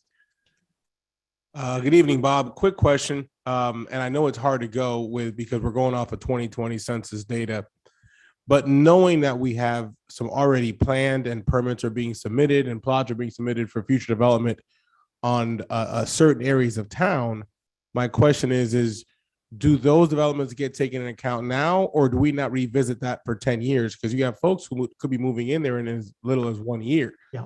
So my question is do you take that into account now as part of redistricting, and how would that affect the changes that we're making here? Basically, I would not take that into account in determining if you're within 10% deviation. If this goes to court, the court is going to look at the 2020 census. The Supreme Court has said that courts should assume that the census is correct for the entire 10 years. Now, there can be some alterations to that, but it's pretty hard to do that, in that you need to have something that is very concrete. You know pretty much exactly how many people there are, not so much what they're planned. My advice would be that you rely on the census, you use the census, and if you have an area that you say that you know that a lot of growth is going to come to, you may want to make that district a little smaller, thinking, well, people are going to come into it. But you want to start out within the 10% measured by the 2020 census. I think if you do that, you should not be liable for any sort of lawsuit or on a one person, one vote. So that's certainly the safest way to go. I know, just as an example, City of Houston, which changes their districts in the middle of the census. I mean, you know, they're supposed to look at it every 2 years, and they decided to sort of redraw things using estimated population. This is back when you had to get everything pre-cleared by the Department of Justice, and the Department of Justice wouldn't pre-clear it if it used anything other than the census. Okay, well, I think, Council, do we have any final thoughts? I think that we have been able to articulate to Bob what our desire is. Bob, you get it. We want like-minded folks to be in the same district, same challenges, same opportunities, coastal, eastern, western, new development, and our northern border. That's kind of what we're all saying. Council, do we have anything else we'd like to add tonight before we close this agenda item? Go ahead, Jim. Mr. Bob, I'm going to be reviewing this. I'll send you my comments. To the extent possible, I do see a change in also the racial demographics of the districts, and I'd like to see some consistency there as well. So I'll send you my comments. Okay, yeah, we would like that, and it's Also, if the planning department has a subdivision map that shows the neighborhoods, you send us that, we can consider that. And it may be, if you want us to draw something different, if the manager or the mayor or city attorney or somebody could give us some guidance as to where some of that would be, and then we prepare another map to provide to you. Very good. Anything else? Kim, do you have anything else closing on this item? Michael? No, sir. Bob, do you have enough of a feedback to know what you need to do?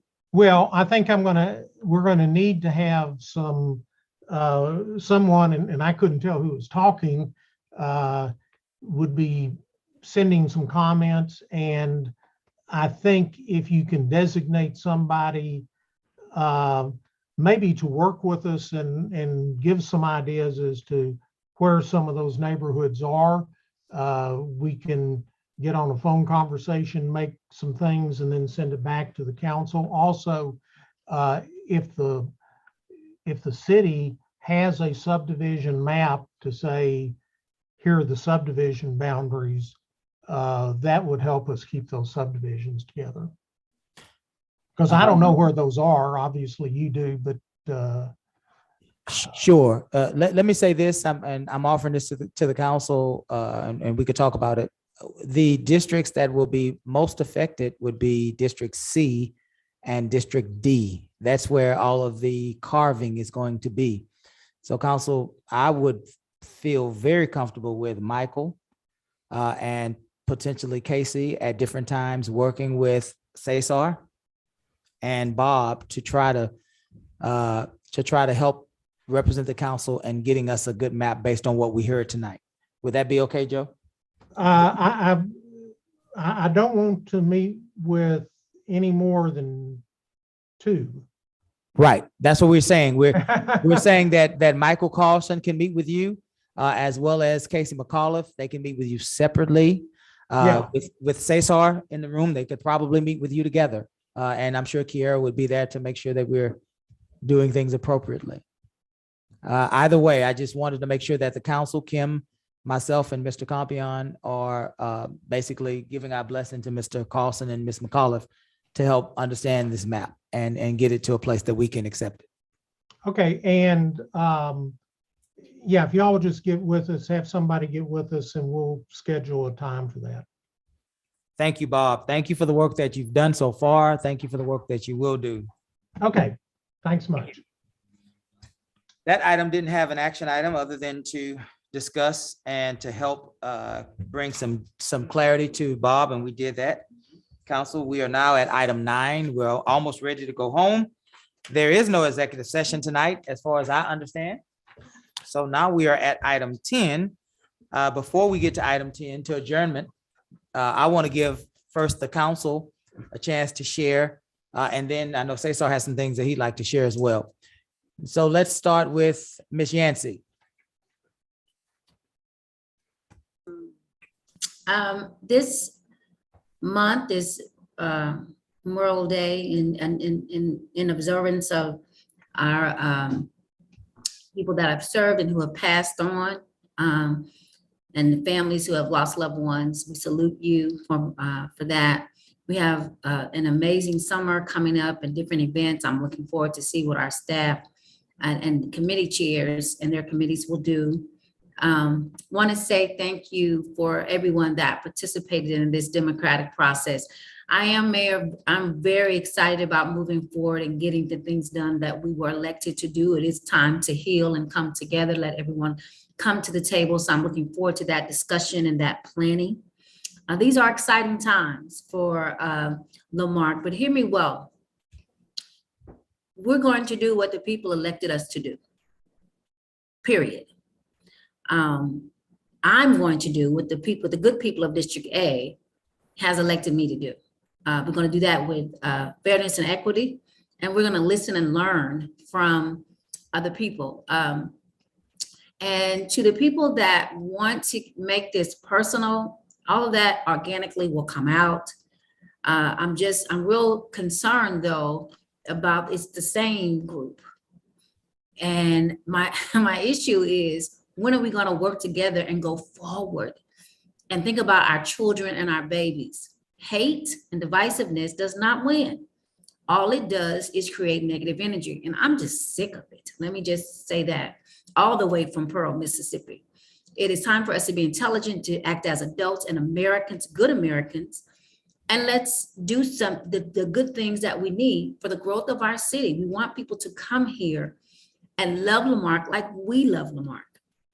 And I do want to give sending prayers to the people of Buffalo, their families who have lost loved ones in a tragic massacre. I am, those kind of shots. We've kind of experienced some of that daily in the mentally, the negativity. And I'm hoping that we are intelligent and that we would get past that. We don't want something similar like that to happen in our city. We want to be a city working together. And I am so glad that it looks like that we may be leading to that. And that's what I saw tonight, people coming together to say, listen, we all want to improve our city. But let's talk about how do we do that? We are here. Every decision I make is for the children of Lamarck. Most of the decisions I make, I'm thinking about them and their future and their safety and what kind of city we will leave them. That is a concern of mine. So Mayor and our good council, thank you for your patience, and let's continue to do the people's work. Thank you. Thank you, Ms. Yancey. Mr. Carlson. Like Miss Yancey said, Memorial Day is coming up. Let's remember why Memorial Day is there. It's not to thank the veterans. It's to thank those that gave their lives. Recently, this weekend, we had a tragedy in the city. There were some comments on social media that it should not go to political finger pointing. We lost a couple people in our city. We need to remember that. We need to mourn their loss and we need to move forward together. There is a time and a place for politics. So let's remember that these were people that lost their lives. I do look forward to moving things forward together. As people know, I don't hold grudges. That's not me. I'm here to do the people's work. And that's what I was elected for. And yes, I hold true to what I need to do is campaign on infrastructure, campaign on crime. So let's move that forward together. So I appreciate everybody that showed up and thank you. And I look forward to a wonderful next couple weeks. And then we're right back into the council chambers. So thank you, everybody.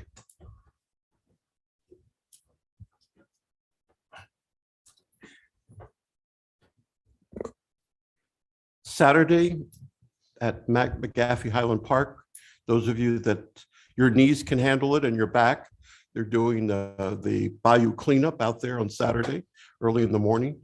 And you're welcome to join the group out there. Also on the same Saturday, those of you that are perhaps in Galveston is having its version of the Hurricane Huddle, which we will have at the end of the month, right, Chief? I think it's the 30th, if I'm not mistaken. No, the 28th over on the west side. So you're both invited to both of them, the one in Galveston or the 28th here in Lamarck. On the 30th, another group that I'm affiliated with, Gathering of Eagles, will be out at the Veterans Memorial Cemetery with providing some flags and wreaths at all the plots out there. I think, David Pennington, we do something similar here at the Lamarck Cemetery. We used to put flags out. We used to put them out. I don't know if you still have any plans like that. But those of you that have interest, let me know. And And God bless everyone. Great community here of Lamarque. Thank you. Thank you, Mayor Pro Tem. Certainly, we honor those families of those men and women who've given their lives for us and for our freedom this month. And I certainly hope that we all would honor those members that have given their lives for our freedom. That's important. I wanted to acknowledge the passing of many of us that live in the city of Lamarque, of our commissioner of Precinct 4, Ken Clark. He is our new commissioner under the new redistricting. And so he fought a good fight and he passed away. And certainly we pray that he is in a better place.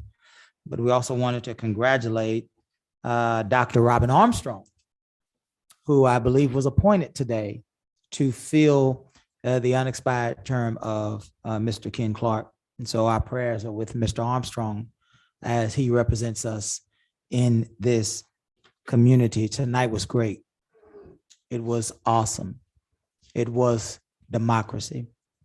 And I won't be before you long, but let me read something to you from perhaps a wiser man than me.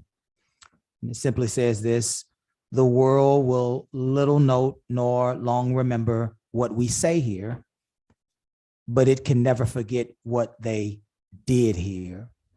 It is for us, the living, rather to be dedicated here to the unfinished work which they who fought here have thus far so nobly advanced. It is rather for us to be here dedicated to the great task remaining before us. That was Abraham Lincoln. It was the Gettysburg Address. There were real men who spilled real blood and gave their lives for this country. Certainly none of us have done that here, but we have been for an extended period of time in a struggle for the soul of this city. And so it's important that we remember what will be remembered is what we did here. How will we move forward? How will we make Lamarque a better place? Because this council will fade away. Cesar will go on to better things. Robert and James will go on to glory. I hope not too soon.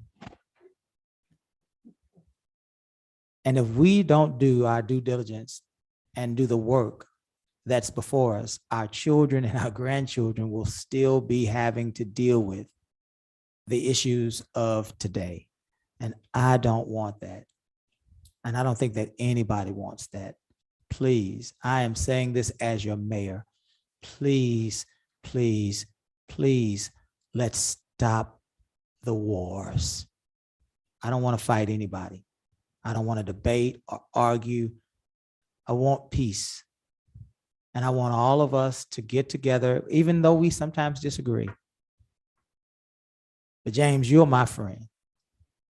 Robert, you and I have served together, brother. We can fix it. We can figure it out. We won't always agree. That's true. But we can be adults and we can figure it out together. We have to, guys. My grandchildren live in this city. It's many of you all's children, grandchildren, and some of y'all's great-grandchildren. They won't remember what we said here, but they will remember what was done here. God bless you. God bless this country. God bless this council. God bless those members of this community. Thank y'all. I will entertain a motion to adjourn. Mayor. I'm sorry, say so. Sorry, just very briefly, two things. One, we will be having a food giveaway right here at City Hall. This is fresh off the presses. We just finished the final details of it, so I apologize for not getting it out sooner. We were working on this up until this very moment. We have secured 200 boxes of non-perishable items through our partnership with the Salvation Army. We will have a point of distribution here at City Hall. Kyle, could you just switch to the screen for the map real quick? We're asking folks to enter off of Bayou, then exit off of Cedar right in front. We'll have a few tents out front. We'll have a box truck where we will be putting stuff into folks' trunks. So please help us get the word out. We know that it's a lot going on and you have to separate yourself in a lot of different places, but this is part of what we've been tasked to do. Unfortunately, this need exists in our community and we want to make sure that those are taken care of. Second item, you will be receiving some information here shortly, Council, for a final draft of our ARPA survey. We're trying to put that information out. Staff's been working hard. I've even seen the emails flying in during this meeting. What I do urge is when that becomes public, again, we need you to share it through all your channels. Make sure all the HOAs get it. Make sure every neighbor gets it. Make sure that all the information gets out there so we can get really good feedback so we can accurately put those actions into motion. That's all I have. Thank you. Very good, very good. I will now entertain a motion to adjourn. So moved. Second. All in favor? Aye. Aye. Stand adjourned. Thank you.